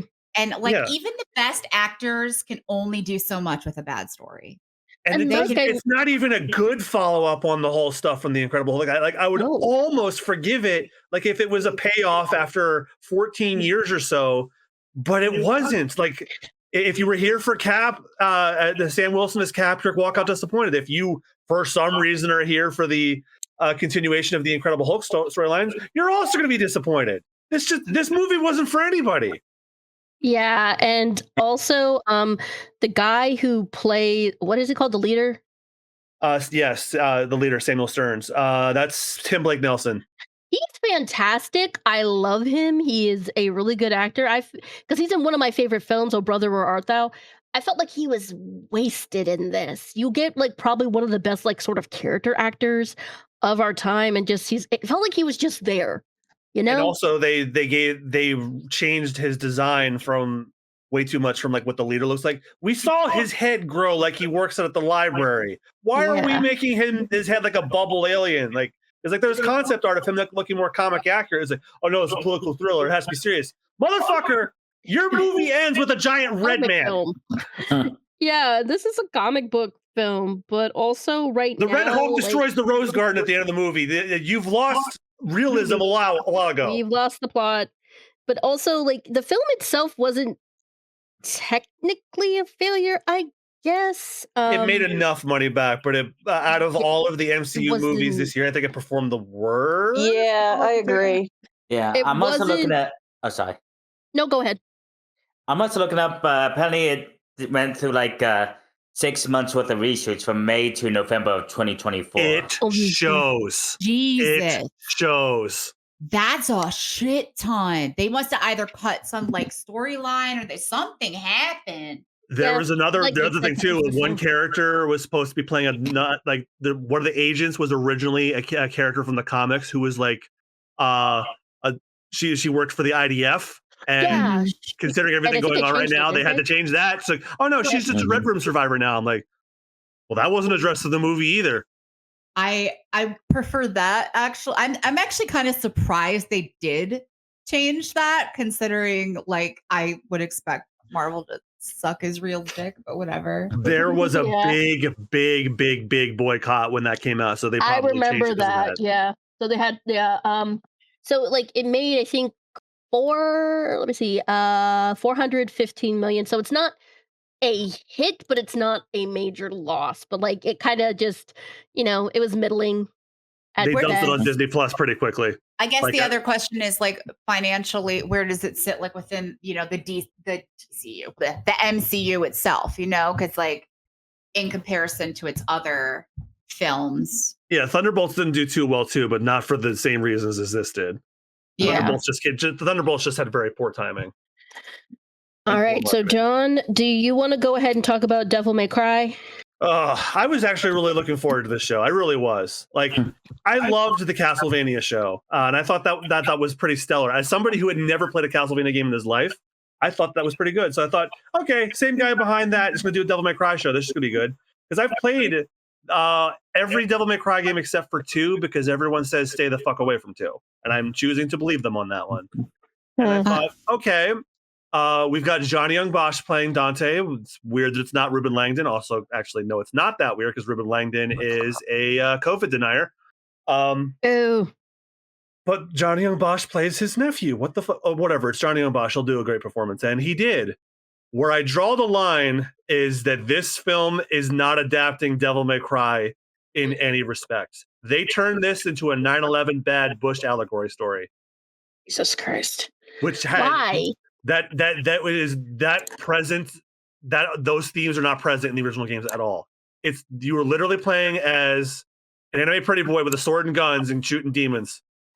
Like, yeah, they have little elements of like, oh, he wants to, like, his father was the king of the demons, and he wants to learn more about his lineage and all that. But oh my god, it was and they turned Lady into a cop. It was just awful. I'm really stuck on this poster that you chose. The tagline being "Come at me, demon bros." Is it 2014? Dante is not shy of one-liners, but I don't think he would say that. Like, Dante's catchphrase is "Let's rock, baby." Like, he's more of like a '90s equipper. Like, he would say things like from like an Arnold Schwarzenegger movie. Mm-hmm. See, and I mentioned this, like, I knew it came out, but then afterwards I felt like nobody talked about it. So I guess it didn't do as well as I guess. Devil May Cry fans hate this show. Yeah, I haven't really heard anything positive about it. As somebody who has played the series -2, this show is awful. I was with it till like about the middle of it, and I was like, I don't care anymore. That being said, Johnny Young Bosch does a great job. I almost nominated him for Best Voice Actor, but I'm like, no, I can't give this show any more flowers besides the intro. I thought the intro, being the Limp Bizkit song, was funny. And I thought the premise behind the White Rabbit was interesting. But the moment I found out this was a 9/11 bad allegory, I'm like, you've literally missed the plot. And this isn't even getting into the pointless Osmond Gould cameo. Oh, yeah. Oh, in the very first episode, he had... Why? There's a news broadcast about like a demon invasion, and there's a guy that has a clear homage to Asmongold on there, and Asmongold himself picked up on it, and Adi Shankar confirmed, yeah, it was a tribute to you. I'm like, go fuck yourself. Ew. Why would you want to tribute him? Why would you want to attribute? Was it a character who like didn't wash? It looked like him and his missing or lived with tooth. Cockroaches? No, but it looked a lot like him, like even down to the missing tooth. Ugh. And that was in the first. I didn't pick up on it because I had never seen what the guy looked like until after I watched the show. I'm like, oh, fuck you, man. God. Yeah, the pun intended. This show can go to hell. I will not be watching season. Okay, let's see what's next on the list. We don't have to go in order. You guys can pick whichever one you want. Yeah. Anybody want to? Well, we're already mostly going in order, so let's just. Actually, I can't wait. I really, I've been waiting for this. I gotta talk about the Snow White. Okay, so I just want to say before, if you think I'm going to bash Rachel Ziegler, you can freaking leave. Okay, attacking her for saying, "Hey, you need to stand with Palestine" is stupid. She's also a young actress. She does not have the power y'all think she does. This is not a place for you to be racist towards her. Because here's the thing. She tried. She was trying so hard in this movie, but she was given next to nothing to do. The two main things that I think make this film so bad is the CGI dwarfs. And Gail, I'm a Zionist, Godot. Yep. Okay, so guys, I'm gonna just say something. Was horrible. Yes, it was. Okay. Hang on. So first off, I want to say that just because somebody is pretty does not mean they are talented. No. Yep. I keep saying that they hire like models, and in the case of the new 911 spinoff, an OnlyFans model who cannot act in a lead role. A lot of followers not equal a lot of talent. Exactly. But piggybacking off on that, Austin, remember when Ronda Rousey was in Mortal Kombat? She was also in the OG 911, and she was bad. So, okay, I'm gonna share a picture of the CGI dwarfs. Quick. Oh boy. So no. I know they made Dopey look like Tom Holland. That cracked me up. Yeah, kind of. Awful. Wow. Okay, so Dopey looks like the no. Dopey looks more like the Mad Magazine guy now that I look at him. Yes. He Yes. does. Oh, now that you say that, I can't unsee it. okay, first off, there was no reason to make the dwarves CGI. They should have just hired dwarven actors. There is literally or little people. They should have. There's a little person in the film. They have a little person in the film, so I don't understand why they didn't just hire little people. The reason why that didn't happen is because Peter Dinklage said something in an interview, and then Disney took that to heart. And Disney totally, I think, misinterpreted what he was trying to say. Yes, they did, because that's what they do. You know what they look like? I gotta just like say this, like looking at them, they have this like horrid uncanny valley. They look like wax figurines. Like in a wax museum. Ew, yeah. Ew, like not quite human, like just very uncanny, and I don't like it. To me, the dwarves look like you went into a character creator and like upped the percentage on some of the facial features a bit too high and others too low. Well, no, you know what I think? Do you guys remember how sometimes, like, for maybe like you're going to art class and they say take a cartoon character and make them look realistic? That's what they were trying to do here. But Nintendo hire this man. Okay, so first off, they added songs, and they're fine. They're okay. Second, the prince is not a prince; he is a thief. And his song that he sings with Snow White is Princess Problems, and it just feels... Oh, God. It felt so weird. And secondly, y'all have seen that awful outfit that they put her in, and the haircut they gave her. She looks like Lord Farquaad. I've seen Snow White cosplayers who have made I've seen this dress. It looks like a costume store dress. Yes. Like you got it from Spirit of Halloween. Like here, I'm going to also post another picture of this lovely cosplayer. She is wearing how the costume looks, but it doesn't look like the one in the movie.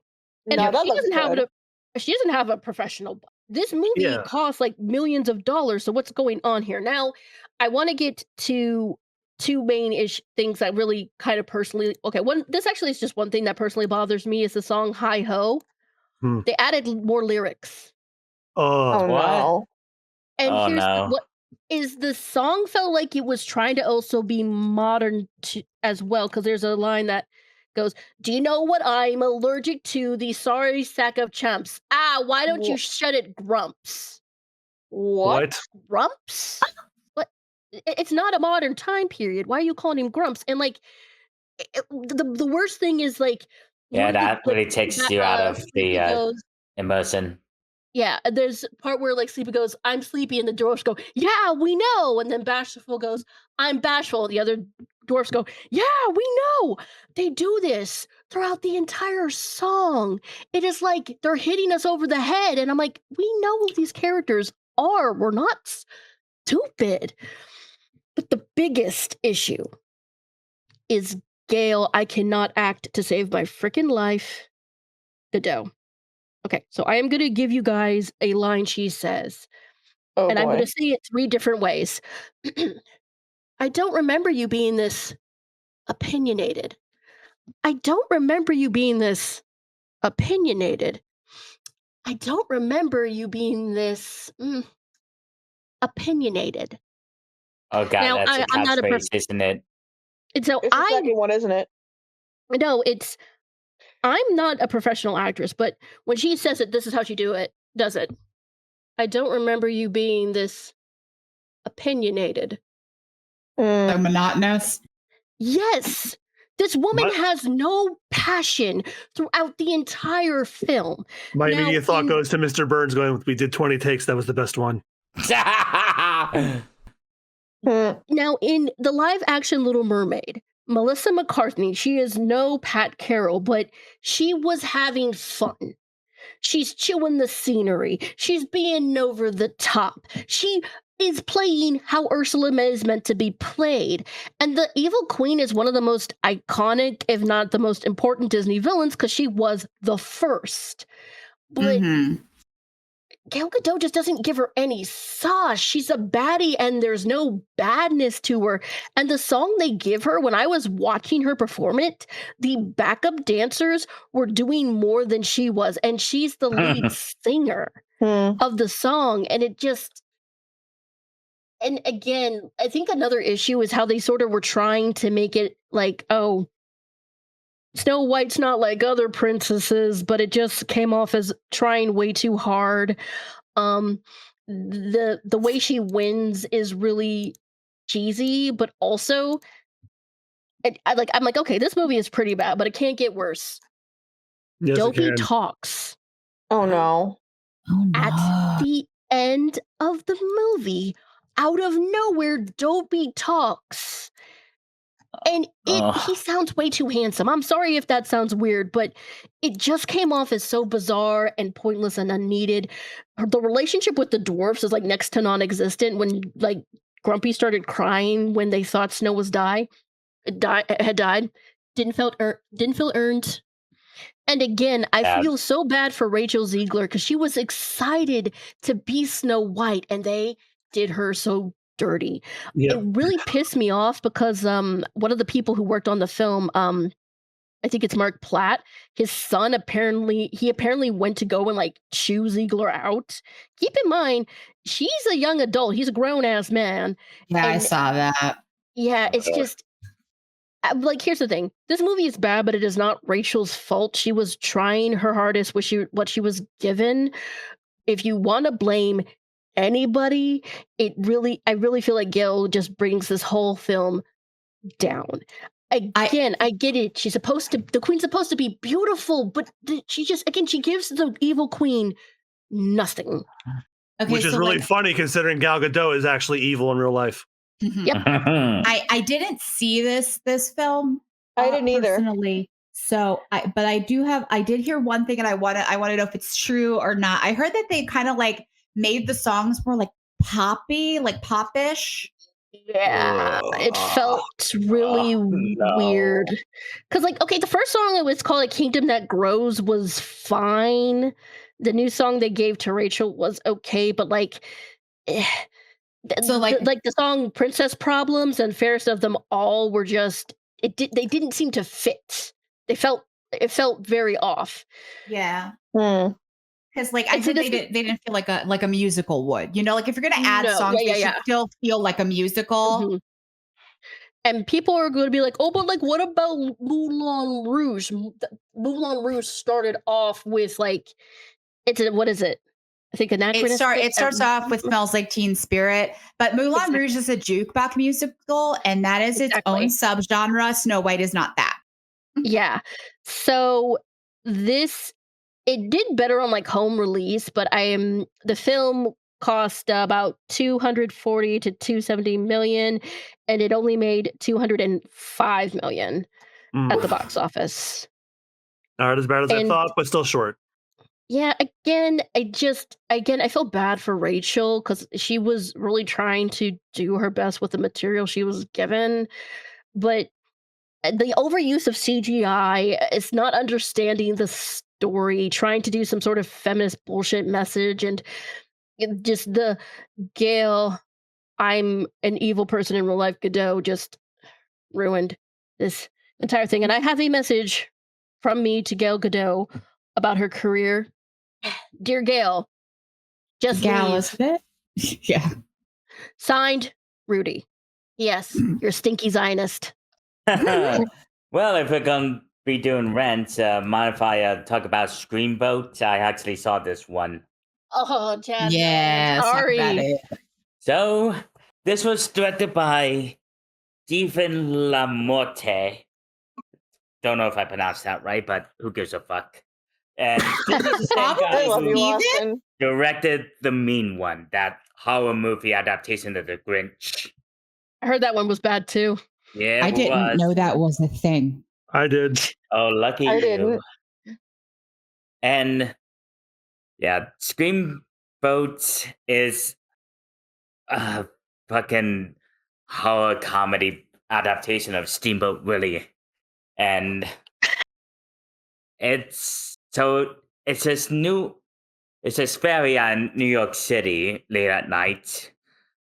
And the main villain is Steamboat Willie, because they can't call him Mickey Mouse.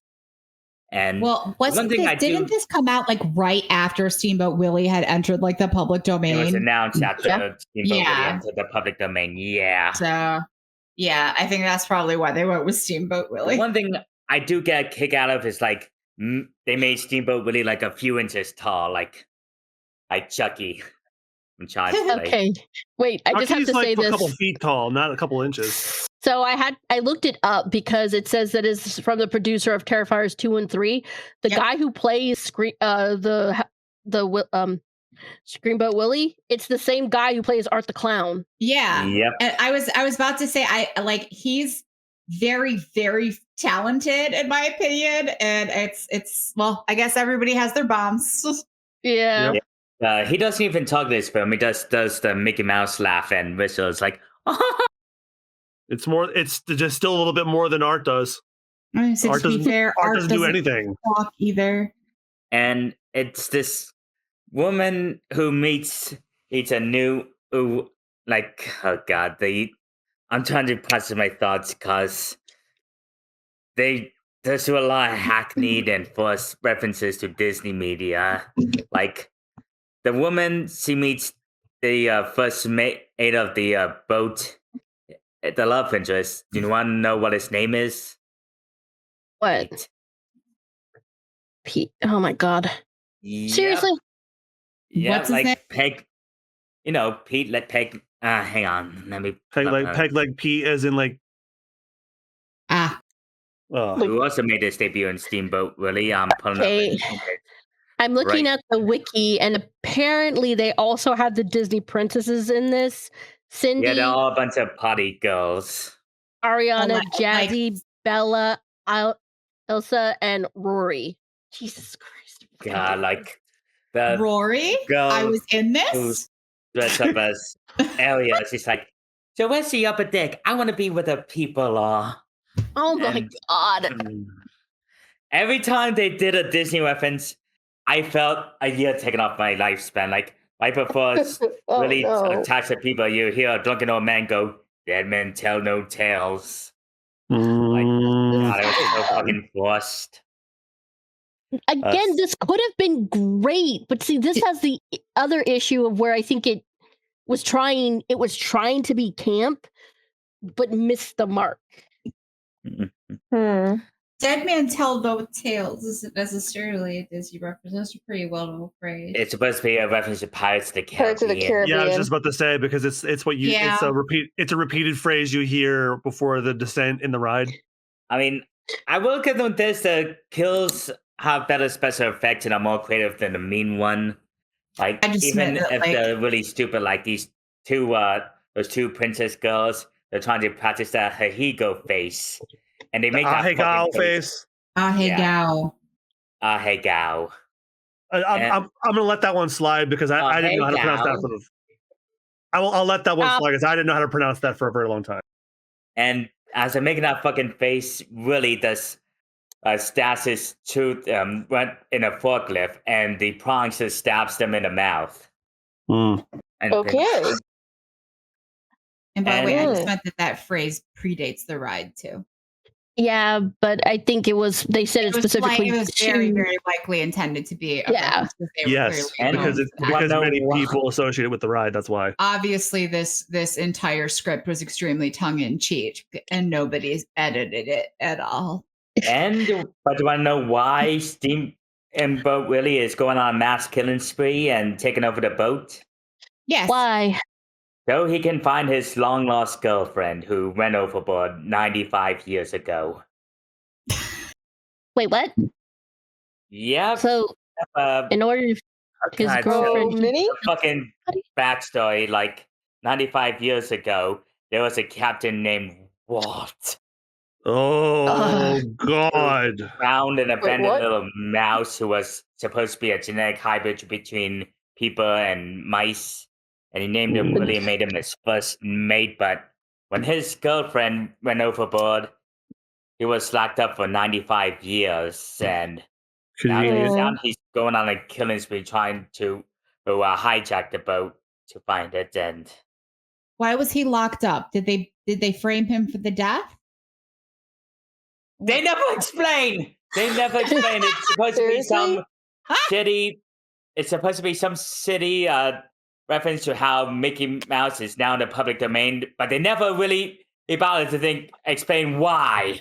Yeah, the only thing I saw on that was, get it? 95 years? That's how long he was copyrighted? Fucking kill me. Yeah. And it has a 51 on Rotten Tomatoes. It says too high. A late point, not right. Yeah, so it just, I don't know. Again, like, it seems like it was trying to be sort of, cheesy and silly, but I just don't think it doesn't sound like it worked.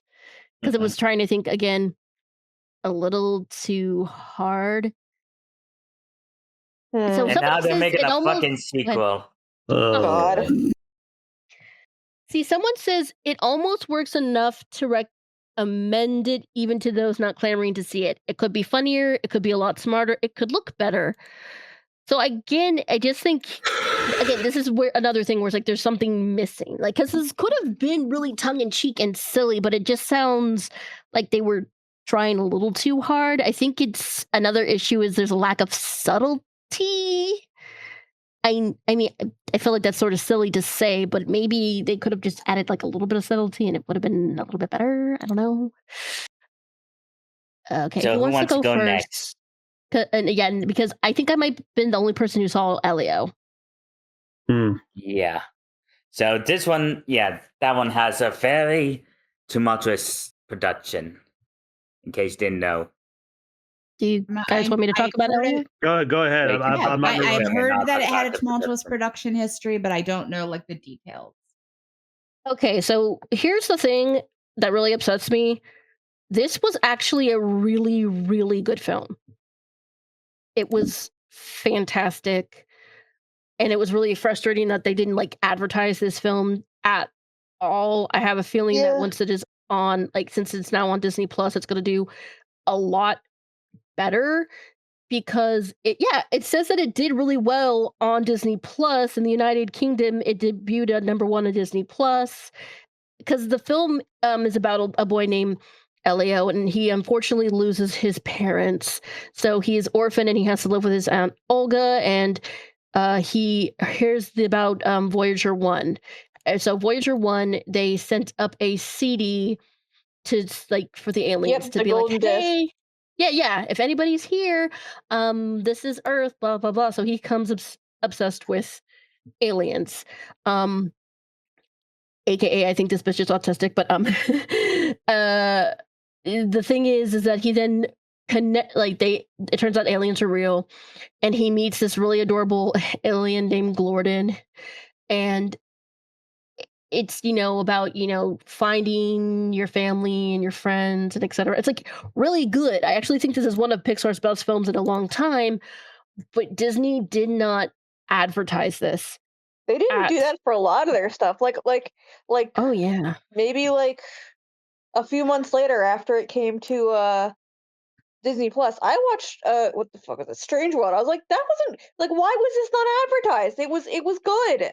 You watched Strange World? You told me you didn't want to watch that when I watched that. I watched it by myself and I fucking hated it. I just went and randomly watched it one day. That was it. I'm just bothered by the fact that I asked you to watch it once and then you said you didn't want to, and I'm like, well, you were spared anyway. It was a fucking bad movie. No, it was super. It really feels like they didn't advertise this film at all because it's really sweet. It has a good message. The characters really, it feels like a realistic character. It made $154 million against a budget of 150 or 200 million. But see, another thing is, I think this came out a month after K-pop Demon Hunters came out. Yep. That'll do it. No, it came out the exact same month. K-pop Demon Hunters was June. Yeah. So I think because K-pop Demon Hunters came out, it sort of overshadowed this, which again is a shame. But I feel like because since K-pop Demon Hunters had music and this did not, that's the reason it might have underperformed. Again, I'm really sad that it didn't do that well, but I'm happy that it's doing well on streaming because it is a really genuinely good movie. And now, can I get into what happened behind the scenes? Yes, go ahead. It's quite a shit show. So originally, the film's director was going to be Adrian Molina, who best known for co-directing Pixar's Coco. Oh. And it was going to be his first solo film. And it was going to be a personal story since he's openly gay, and the film is going to be about Elio. Like, the aunt was originally going to be his mom, and how Elio was struggling with his identity. However, it was supposed to come out in 2024. We even saw an entirely different trailer with a completely different tone for it. But then in 2024, they announced that Madeline Sarafian and Dami Shi replaced Adrian Molina, and Pixar's explanation was they wanted Adrian to focus on Coco 2, but our insiders are saying was because originally for Adrian's vision, he was going to make Elio a more queer-coded character who was going to have a love of fashion and environmentalism. But however, following his dismissal, apparently a bunch of executives at Pixar wanted the character to appear more masculine, and by removing all those traits and also queer erasure, which angered a lot of people. I heard about this. They wanted to not appear. Cool. Huh? The 10-year-old boy, they wanted to appear more. I know, it fucking sucks. It's like they moved all references to Elio's queer sexuality, and apparently people inside said that the film became about totally nothing, and from what they said, and it's also a cautionary tale about appealing and more to its executives than executing your own vision. And this is precisely why I didn't want to see it. Yeah, precisely this. Go ahead. Something like that, like that there were queer references removed from the film, but yeah, I didn't know it was that bad. Damn. Well, with the massive loss at the box office, I'm wondering, gonna want to ask Disney, was it worth it? Probably not. They basically had to make an entirely different movie. Like reanimated, to get entirely new dialogue and script, everything. Let's grab a finished film and start from scratch. Jesus Christ. These assholes learned nothing from Nimona kicking its ass at the Oscars, did they? No, they didn't. Nope. So yeah, I don't know if Netflix one learned really made me anything from angry. that. We'll see in due time. They haven't followed up on that movie yet. I just meant that they're still canning like queer shows and stuff like that. Like, yeah, well, they also did, but on the flip side, they did finally have one of the characters from Stranger Things come out. But like, I'm like, really, we're doing it this late? I mean, he was also the second character to come out. Don't forget Robin, please. Right. Thank you. Oh, I almost forgot about Robin. How? Because I was paying attention to this conversation specifically. That's why. Okay. All right. So which one's next? You guys want to talk about Lilo and Stitch? Because I'm still pissed about it. No, Okay, but fine. let's Let's do get it. this one over with. Now, people are going to say, why is this on our list? It did really well. Okay, but here's the thing. After the movie came out, nobody talked about it. It may have done well, but it misses the core elements and themes of the story. Not to mention the merch for it. I remember going to Hot Topic and they had like bag clips of it. Those did not sell. Well, we've noted that failure is for this category is a broad term. Even if it was something that did well in the box office, that does not mean that it was, that it was a good adaptation. It doesn't mean that it was a good film. sometimes people just go to and spend their money on slop. Yeah. And in this case, I think that was the thing. And I'm so fucking mad about it. So like, I can't, like, I don't want to speak over people of Hawaiian ancestry, but I actually do fully agree that the ending of the supposed quote unquote like feminist ending of having Nani give up Lilo to go to college, put her in the fucking system.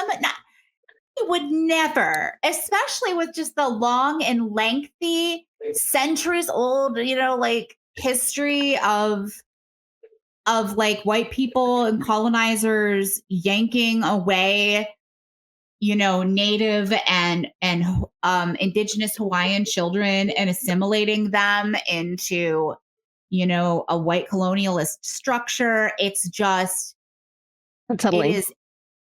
It is infuriating. It is racist. And even the even dumber part about it too is because correct me if I'm wrong, Nani in this movie wanted to go to college to study marine biology on the mainland when there is a marine biology course in a university in Hawaii. So what the fuck?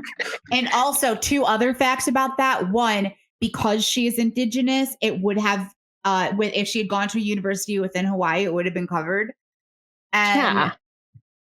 I don't think they did any basic research on this. It doesn't feel like they did. And the thing that bothers me the most is the director responded to all this criticism and he said, "Oh, those of you that are criticizing the movie haven't watched it." Yes, we did, you fucking asshole. Shut the fuck up. The fact that I will not lie, I did not watch the live action because after I heard about those changes, I knew that I would kill somebody. Yeah, I knew I'd be too upset. But also, I would like to say, for those of you who are not aware, I am adopted. And the thing is my story is I got extremely lucky. What happened is the woman I was supposed to go to, she found out she was pregnant and she realized she couldn't take care of, a infant and a toddler. So she gave me to my mom and said, "Hey, could you watch her?" And my mom just was like, "Well, she's ours now." It doesn't happen that way for basically she says, "Well, she's part of our family now." But it doesn't. Again, I got really lucky. My parents, they are not perfect, but the thing is a lot of children in foster care do not get that lucky. There are so many children who get stuck in foster care, who end up abused by foster parents, or worse. It's just, again, it's like this is supposed to be a happy ending for Lilo, but it's not. She ends up without her sister, and it does this disservice to Nani's character as well. The whole thing's just so frustrating. It's just like it does a disservice to the entire concept of the film, which was about community and found family. That yes, Nani kind of felt like she was drowning. She was also grieving as well, but she didn't want to give up her sister. She'd do anything not to do that. And in the end, she made a community and a family with, Jumba and Blakely and Stitch and, Bubbles, et cetera, and they just yanked that away and then tried to claim it was a more feminist message, like, girl, where? Yeah, it's so frustrating, and it just feels also really lazy. And the worst part is that since this film did okay, it did really well, we're gonna get even more of these stupid Disney live action films, and I'm so tired. I'm not adopted, but I come from a family that did not that divorced in a very ugly way. So my family and I see ourselves in this movie. It was like, most Disney animated movies, like, oh, the perfect family. No, this family is far from it. It's very broken, very dysfunctional, and we saw ourselves in this movie, and it pisses me off to no degree. So not only did how much they missed the point and changed the ending, but the arrogance of the director when he was met with criticism for the changes to the plot just boils my blood beyond belief. And make it a fucking it makes me sick that kids these days are going to say, "Oh, this is the correct one." No, it's not. Yeah, that this is going to be their version of it, their memory. That's infuriating. That's my whole thing with this whole Disney live action thing. I, on principle, never will be watching these movies. Not even if somebody pays for my ticket or whatever. I'm never going to watch these ever because I cannot stomach the idea of them just using these to replace their old work, and then kids grow up with these as their. That makes me sick to my stomach. I can't do it. Yeah. Okay. And this movie proves my point. Yes, Christine? Speaking of the live action movies, I think I might have brought this up at one other point. I don't know when I did it, but whatever. Like the Cinderella one, the very first one, that was great because first off, like it was the only one that like gave like extra character to like the characters or like made it like believable. They basically stuck to the play. That's because Kenneth Branagh directed that one. I know that was like probably out of all of them the best one. Because of Kenneth Branagh, he's a great director. He knows his shit. Yeah, and then that guy's known for doing Shakespeare. And then whatever happened after that, what happened after that? I don't know. Just at this point, I am sort of hoping, like, I know we're going to get some more next year, but I am hoping that there's like there's better options for like kid fare instead of this. But also just like, I think one of the reasons I was happy that like K-pop Demon Hunters did so well is because not only is that a completely original story, but I resonated with adults and kids that maybe we can get some, people will be more willing to give brand new media for children like a chance. Yeah. So here's to hoping, fingers crossed. Yeah. I'm personally hoping for like 3 or 4 more Snow Whites so that we never see these ever again. That's another thing. I miss animated movies, man. Like, I know. Yeah, think about how I feel. I went into school to be an animator, and this is what the industry's become. It's a part of why I decided I don't want to be any part of it because it, frankly, barely exists. See, again, like I do think we're seeing like a resurgence of people loving animation again. We have a lot of independent artists who are, making their own stuff. We have Glitchworks, which is like helping a bunch of indie creators or established creators like Dana Terrence has her new show. Lackadaisy is with them. I've mentioned her before, but Pound Town Hound, who I've talked about a lot, she is currently working on her own animated movie. She is doing all the art. She is doing the colors, the backgrounds. She did the character designs. The only thing she's getting help with is voice acting. She is also doing the music. And she is hoping the film, it will come out this year. I think she said the film is 56 minutes. And again, she's doing this all on her own. So it's like, it is frustrating, but there's still people who are willing to make animation, to make original stories. So it's just, we got to fight for those instead of this. Yep. Also, don't hate watch stuff. Stop hate watching stuff. Just save your money. Yep. Well, I learned that lesson a long time ago because of one Michael Bay, when people were criticizing the live action Transformer series he was doing. He said in like some interviews, like, "Oh yeah, you complain all you want, but you're still going to go watch it and pay me money, aren't you?" And I said, "Well, from that point on, I'm voting with my wallet. No, the fuck, I'm not." Yeah, and I've been doing that for years. I would like to point out that just be coming up with an upcoming new series by a monstrous fucking British woman who's trying to take away human rights from an entire marginalized group of people. That often studios do look at pirating numbers. So don't fucking pirate it just to hate watch it either. Just don't. Just don't. You don't need to see the stupid show.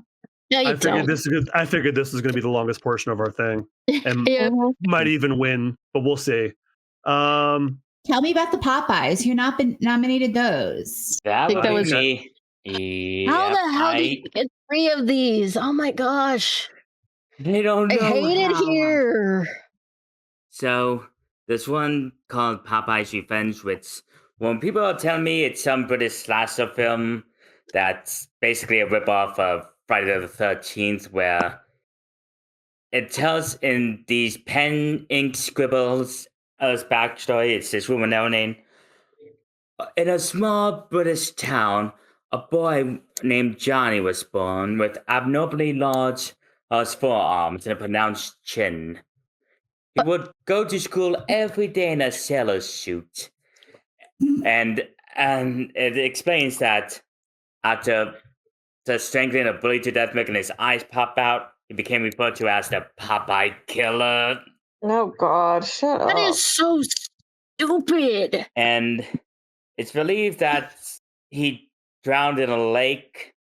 But oh my God, come on. Yep, they're not being sad about the ripoff, are they? They didn't even try. I mean, I was gonna say, like, look at the Shiver Me Timbers one. It basically literally a Friday the 13th poster. The only way I'll forgive it is like when Jason's lurking around, goes. So that's goes. I don't think he talked in this film. Failure. And Shiver Me Timbers. I haven't seen that one yet, but I heard it was incredibly stupid in a fun way.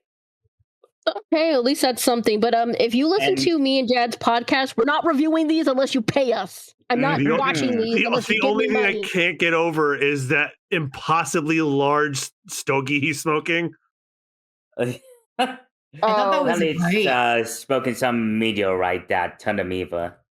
Oh, Wait, so what? we're so we're ripping off it too. Okay, all right. This entire thing, oh God, I hate it. I hate it. He doesn't even talk. What's the point? If he doesn't say he am what he am, like, is that even Popeye? No. It's even the tagline of one of these. I know.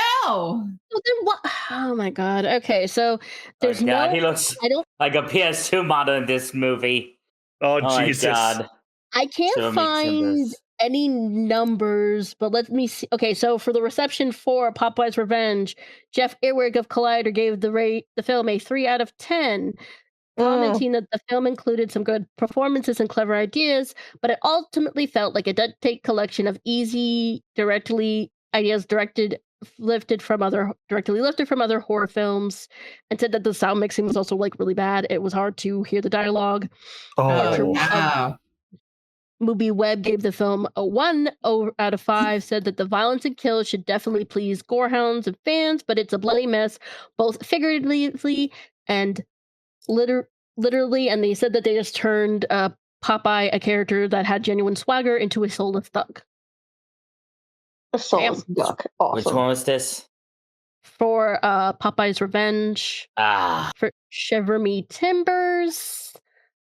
Oh, this is interesting. It won Best Feature at the Gore Wave Film Festival in Spain. Mm.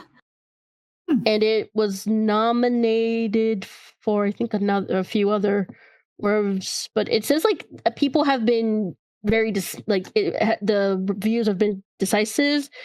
Some are giving it praise, while others were giving it. Do you mean divisive? Yeah, that's what I meant. Thank you. Yeah, okay. So it seems like this one is like the one that is the most mixed from people. I'm guessing some people appreciated the homage and others were like, Jesus Christ. Maybe.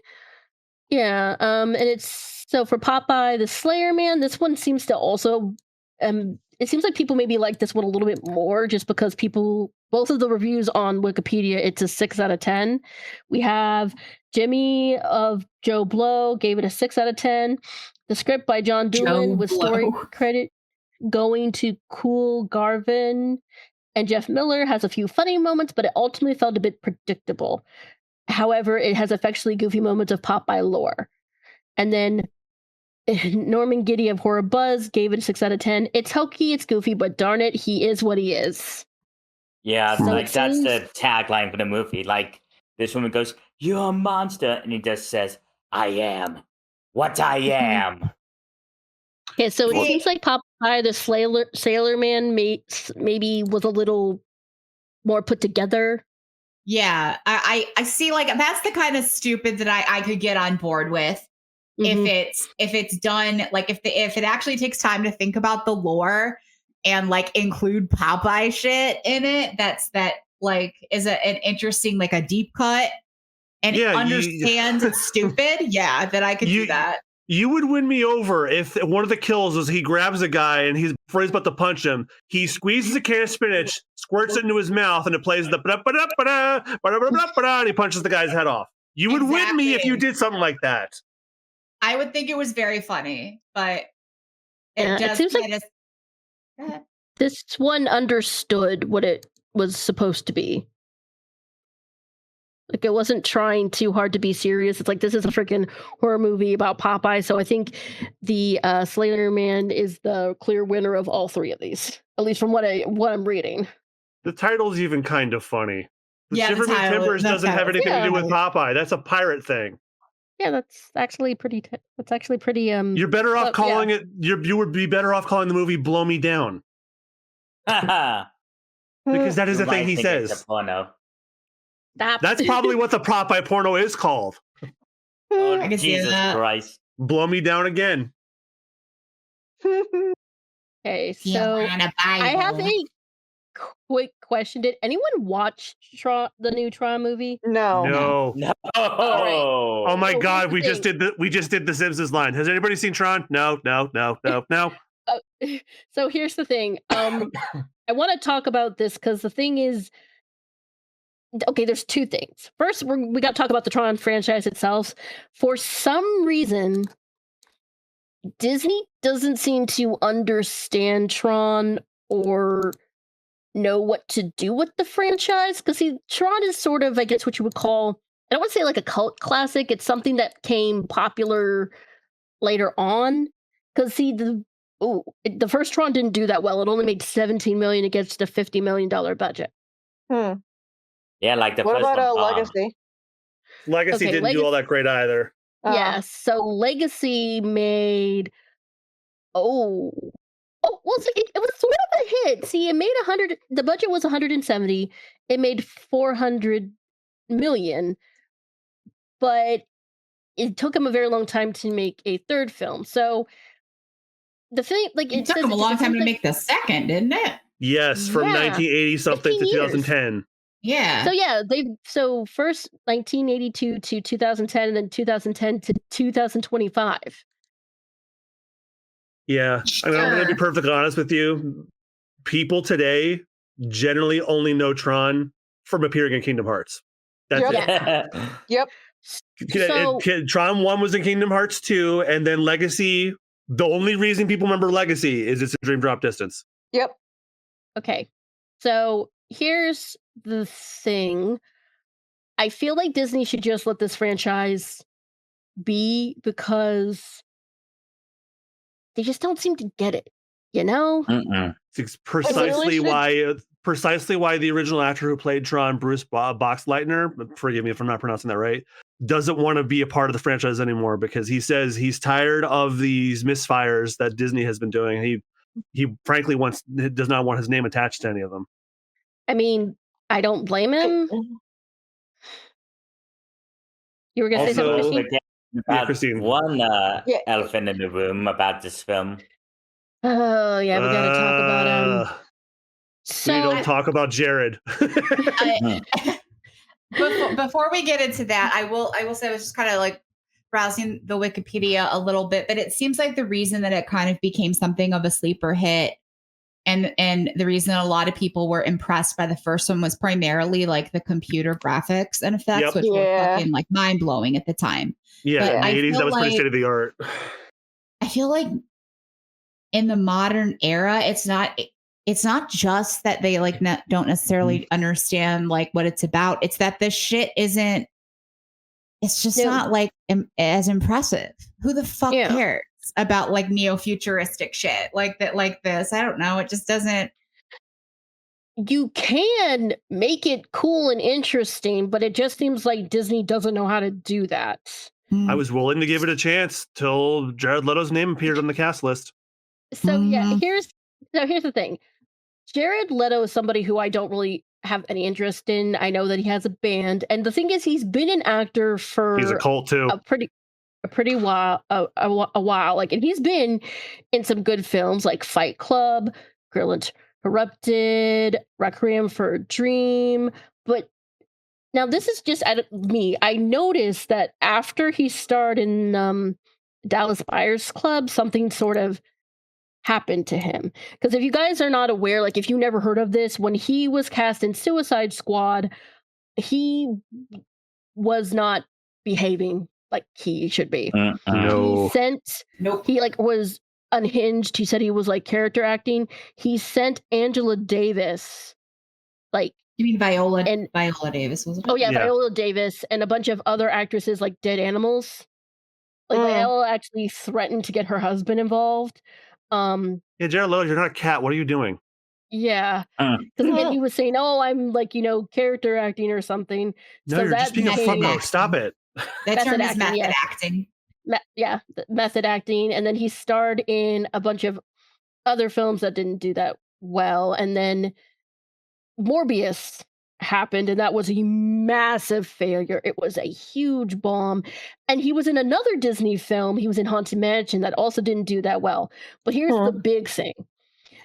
Jared Leto has been repeatedly accused of sexual impropriety by 9 different women. Jesus. Yeah. And these allegations date back to 2006. I remember them talking about this when the Dallas Buyers Club came out, because I think, from what I understand, one of his possible victims was in the theater when he got the award and she left. Jesus. So this has been going on since 2006 to now. Nothing's been done about it. No, because he's an Oscar winner. Why would we do that? But he hasn't been an Oscar winner for a very long time. I'm just telling you what their logic is, not mine. Yeah. I say burn the fucker at this point. And the thing is don't y'all wish cancel culture was real? Yeah, that's the thing. And there are people who's like, oh, cancel culture is not real. As much as I'd like it to be, it's not. And I've never listened to 30 Seconds to Mars, but I genuinely don't care. Like, it's just, even with, I think like him winning an Oscar was a fluke, just because his every movie that since then has been a massive failure. But from what I'm understanding, now don't like quote me 100% on this, but apparently he puts money towards these films so he can star in them. Yes. But that's not totally uncommon. I think they need to stop taking his money, just because Morbius was a massive failure. How much did Morbius? It made Morbius. The budget was $75 million, $167 million at the box office, and then Sony put it back in theaters after it got memed on, and it made even less money. Have sex. Oh, God damn it! Okay, so surprisingly, Tron did a little bit better. It made 142 million, but the budget was 180 to 200 million. Stripe, you know what baffled me the most about this movie? What? 9 Inch Nails did the soundtrack. That's apparently the only thing I heard that people liked. That's I was like, 9 Inch Nails is good music. Yeah, I know. I'm surprised they would do the soundtrack for this. I love Trent Reznor is a film composer now, so that doesn't surprise me, actually. That just really sucks, though, because it's like everything else, like, just having Jared Leto in the film, like, makes people, like, turns people off to it. But again, it also just seems like Disney has absolutely no idea what to do with the Tron franchise. Just have it appear in Kingdom Hearts and nothing else, please. No, actually, no. I take that back. I do not want to see a Square Enix-ified Jared Leto. No, forget what I said. Strike what I said from the record. I think what's also frustrating is, like, there's some really talented people who were also in the film, but again, because like Jared Leto's in that, it all gets like overshadowed, and they are stuck having to work with him. So I hope the paycheck was good. I don't blame anybody for having to make that cheddar. Yep. Yeah, but it's like what Rob Paulson said about the Bubsy pilot that never went anywhere. The best part about that job was the check cleared. Yeah. Mm-hmm. Okay, I think we got one more nominee, and this one's from two. We didn't do the Peter Pan one. I'm going to do this one a little bit differently. Then Marvel Zombies. I'm going to do this one a little differently. Austin, tell me about the Marvel Zombies comic, and I'll tell you how faithful this was. Well, in a Marvel Zombies comic, an alien virus infects Marvel heroes and villains alike, turning them into flesh-eating, decaying monsters. However, they still have all the intelligence. These zombies can talk, they can plan, and more importantly, they can deceive. It's what led to the zombified version of Mr. Fantastic trying to trick the Ultimate Universe Mr. Fantastic into opening up a portal, because after eating the entire human race in one day, the zombies want to now just swarm the multiverse, devouring the population in each one. But when that fails and are now trapped in the apocalypse, they see a silver surfer just flying around, and they hold it and try to eat it. But Hulk, when Zombie Hulk tries to bite his head off, his teeth break, because the zombification also affects the powers. Like Spider-Man can't produce weapon anymore, so he uses his veins and arteries to swing around. And that sounds the lovely. Hulk, Bruce Banner doesn't turn into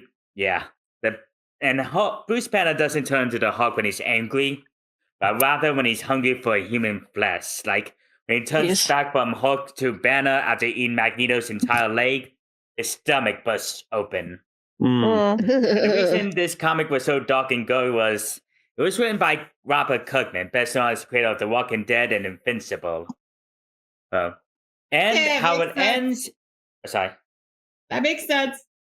And how it ends, Galactus invades the Earth, but the zombies see him as a massive entree. So after weakening him, they eat him alive, and the remaining zombies become the Galactide, traveling from planet to planet across the universe, and they found a population on each one. Okay, so take a guess as to how much of that was adapted into the show that they did earlier this year. I'm gonna say like 5%. Rudy's pretty close, almost none of it. Almost none of it. I said 1%. Up until like Austin's second or third sentence was it accurate? So this is just a continuation of one of the What If spin-off episodes called What If the Marvel Universe is Zombies? What started the zombie apocalypse? If they told me, I don't remember. All of the zombies are now being led by Zombie Scarlet Witch. What does she want and what is she trying to do? I don't fucking know. The show doesn't really, if they told me, they didn't explain it all that well. So it stars like some of the surviving members of the MCU, who are like some of the newer characters like Shang-Chi, Miss Marvel, Kate Bishop, so some of the more recent ones, while the rest of the Marvel Universe have been zombified and they are being led by Zombie Scarlet Witch. And all in all, I thought the show was lame.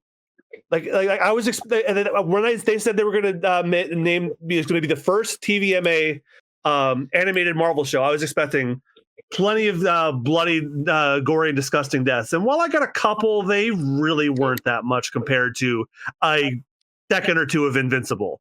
They were basically nothing deaths. Like Mortal Kombat and Invincible combined had more balls than the show did in terms of violence and gore. And also the plot just frankly didn't make any sense. Like that's one of my problems with zombie movies. Like there's supposed to be like some sort of goal and there's like some sort of tragedy when characters get got and when there's like a goal to work towards. I don't think there was one here. It was pretending like it did, but to me personally, I thought it was a complete waste of my time. And they're doing a second season. Wait, what? Yep. Apparently people like it. But how? I mean, are they gonna? Is there more comic to adapt?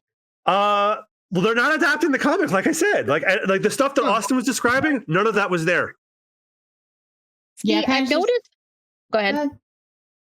Sometimes when they, y'all know like President Loki who was in the Loki series. Mm-hmm. I actually like read the comic that was based off of. It's not in the series at all. I think they sometimes just like look at the comics like, hey, this is cool, and then that's kind of it. This is a vague outline. Yeah, I will now do as I please. Basically, it's frustrating. What Sean Carr did with Devil May Cry. And I will say this, occasionally that's not a problem. but it has to be good as a standalone work. It has to be a Howl's Moving Castle. Yeah, because the Howl's Moving Castle is completely different from the book. Nothing like the book. Yeah, you're absolutely right. I have the book at home. Yeah, I definitely. I just thought this was a colossal disappointment. Yeah, that sucked. Yeah, stick to the comic adaptation. Worse yet, Austin. This was I think this was one of your most anticipated last year, and it came out on your birthday. Oh, how damn! This series hates Austin specifically. Man, and I'm the one who watched it.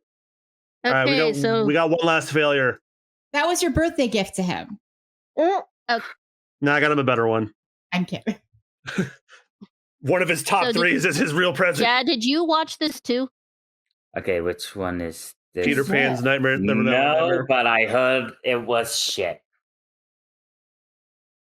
1 million Peter at the box Pan- office.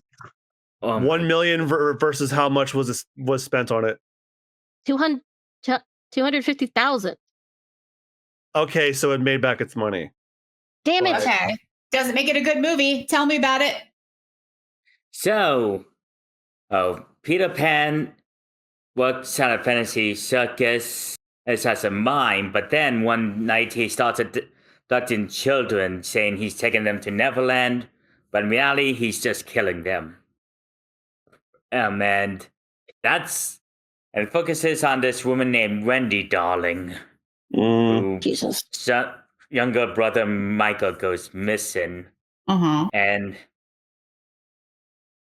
meets oh god, I forgot about the casual transphobia. Oh man! What? So one of the boys went missing years ago, named Timmy, and when Michael is kidnapped by Peter, he meets a trans woman named Tinkerbell. Oh my god! Who believes that her pixie dust is that's like she. Sorry, I got a massive fucking like. I completely forgot about the casual transphobia. Guys, like, please stop seeing these movies. I'm begging you. I think my subconscious might have permanently blacked that out because it just couldn't handle it. But yeah, and also you didn't even finish the sentence, but I kind of make some guesses as to what the hell they were going for, and I don't like that. Okay, so I don't know. I remember the end. Like James Hook was one of the abducted children, but he grew up years ago to have a massive hook for an arm. And do I really even have to say anything else about this fucking movie? It would have been way more interesting. You nominated it. Two, none of us have seen it. Thank you, please. Yeah, I was gonna say though that it would be a way more interesting if, like, say James Hook was not the villain in this, like he was like one of the people that was trying to stop Peter Pan, but got his hand lobbed off trying to stop him. That would be way more interesting. But no, the people that make these movies don't have that in them. Well, what you were looking for in that case is Lost Boy by Christina Henry, which is a fantastic book about Captain Hook as one of the Lost Boys. Yeah, it's like Peter Pan meets like Lord of the Flies. It's fucking fantastic. Mm-hmm. Anyway, okay. What exactly happened with Tinkerbell? You just kind of like cut off. Yeah. Tinkerbell is one of Peter's victims who believes the lie that all the children are being sent to Neverland, all because of all those years of drug abuse Peter subjected her to. Is that the pixie dust? Yeah. Okay. I had many worse things in my head. Yeah, and they were gonna redeem Tinkerbell when she finds out her mother misses her, but then she gets brutally killed by Peter instead. Oh. So I know I said it earlier, but guys, please don't hate watch these films. Okay, well, the Bambi film did not do as well as the other films. There are other films coming out from this franchise, including Pinocchio Unstrung, Pooniverse Monsters Assemble, the third Winnie the Pooh Blood and Honey. He wants to do one based on Sleeping Beauty, Snow White, Alice in Wonderland. He wants to do one inspired by Mary Poppins. Don't watch these films, guys. So this is the same guy again. This is just not it. Yes. Yes. And he's trying to do like an Avenger style crossover eventually after all these. Oh my god. It does seem like Bambi, like I said, Bambi did not do that well. It had a 25,000 budget, and then it made 534,000. That, I mean, it didn't technically fail, but it didn't make the money that the other ones did. The other ones went up to the billions. That's a big drop off. So if these continue, we might not get any more. Did and I know you like say people billion with a B? Yeah, the first, like the film before it made $1 billion. The Peter Pan Neverland Nightmare, the one we're talking about, it made $1 billion at the box office. Blood and Honey didn't make $1 billion. What the fuck? No, what, million. I'm so sorry. I am so sorry. I misspoke.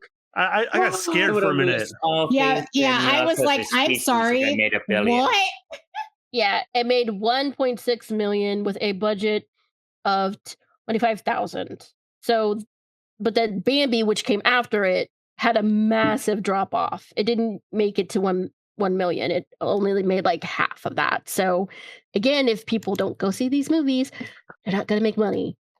I am hoping that this year has a lot like better films for people to go see, so they don't go watch the Pinocchio movie that's coming out this year. I'm sure we'll hear about them later in the next podcast, though. Yeah. All right, is it time to vote? I believe so. All right, I would like to go first, if that's okay. Go ahead, John. How many do we get this time around? I changed it to 5 because we made this we merged 2 categories at the last minute, so that I did divide. Let's just do 5. All right, Lilo and Stitch is definitely getting 1. Devil May Cry, Captain America, Snow White, because I have a thing against Disney live action remakes. I want whatever kills them faster to be at my disposal, and I'm gonna give my last one to Tron. Righty. Who wants to go next? I'll go. Give me a minute, or not. You can go. I would like to give it to Lilo and Stitch. Fuck that. Snow White. Fuck that. Tron, Aries, and Peter Pan's Neverland Nightmare, specifically for trans misogyny. If I had one more vote left, if I had one more, I would give it to that. And let's say the Captain America. All right, Christine, you're next. Yep. Okay. Yeah, this is since before I didn't realize we were gonna merge the categories, but anyway, you were asleep when we did that. Yeah, okay. Captain America, Tron, Lilo and Stitch, Snow White, and I guess we merged the other one together. Mm-hmm. Devil May Cry. Okay. All right. I am voting for Tron. Snow White, because screw you, Gail. Peter Pan for trans misogyny. Devil May Cry. I got one more vote. I'm gonna say Screamboat. Just don't. I'm shocked you didn't say Lilo and Stitch. I didn't. No. I think you did. Actually, you know what? No, I'm gonna give it to Lilo and Stitch. We have a 3-way tie between 2 Disney triple threats. We got one more vote to go. Dad. Come on, Austin. Okay. Oh, that's right. Well, I'm you can break giving it to Peter Pan's Neverland Nightmare. Fuck transphobia. All my homies hate transphobia. Yep. Tron Ares. No White. Oh, Snow White? Okay.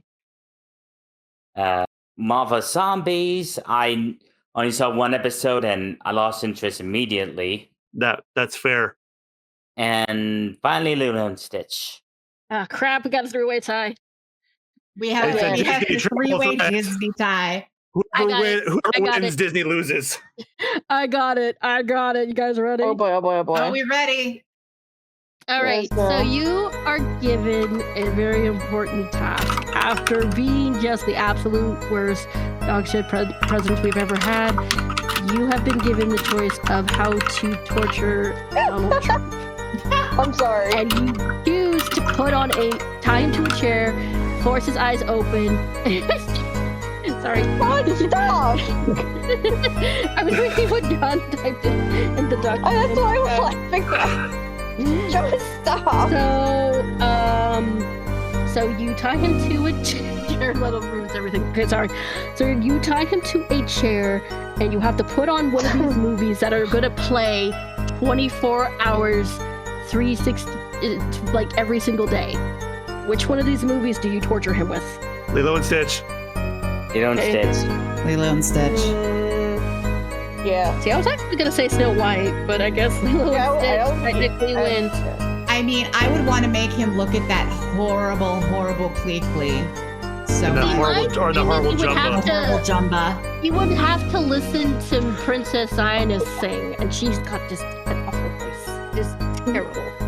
As much as I hate Gal Gadot and wish for a free Palestine, Lilo and Stitch is very, very personal to me, and I am very, very pissed off at that director. Yes, they technically won. His horrible response to the criticism of his work. Like your criticism of people hating your work should not be, oh, you didn't actually watch it. Yes, we did. Yeah, Go fuck yourself. It's also just very immature too. So the winner, or should I say loser in this category, is the Lilo and Stitch live action remake. May you never appear on this category ever again. You probably will because you got greenlit.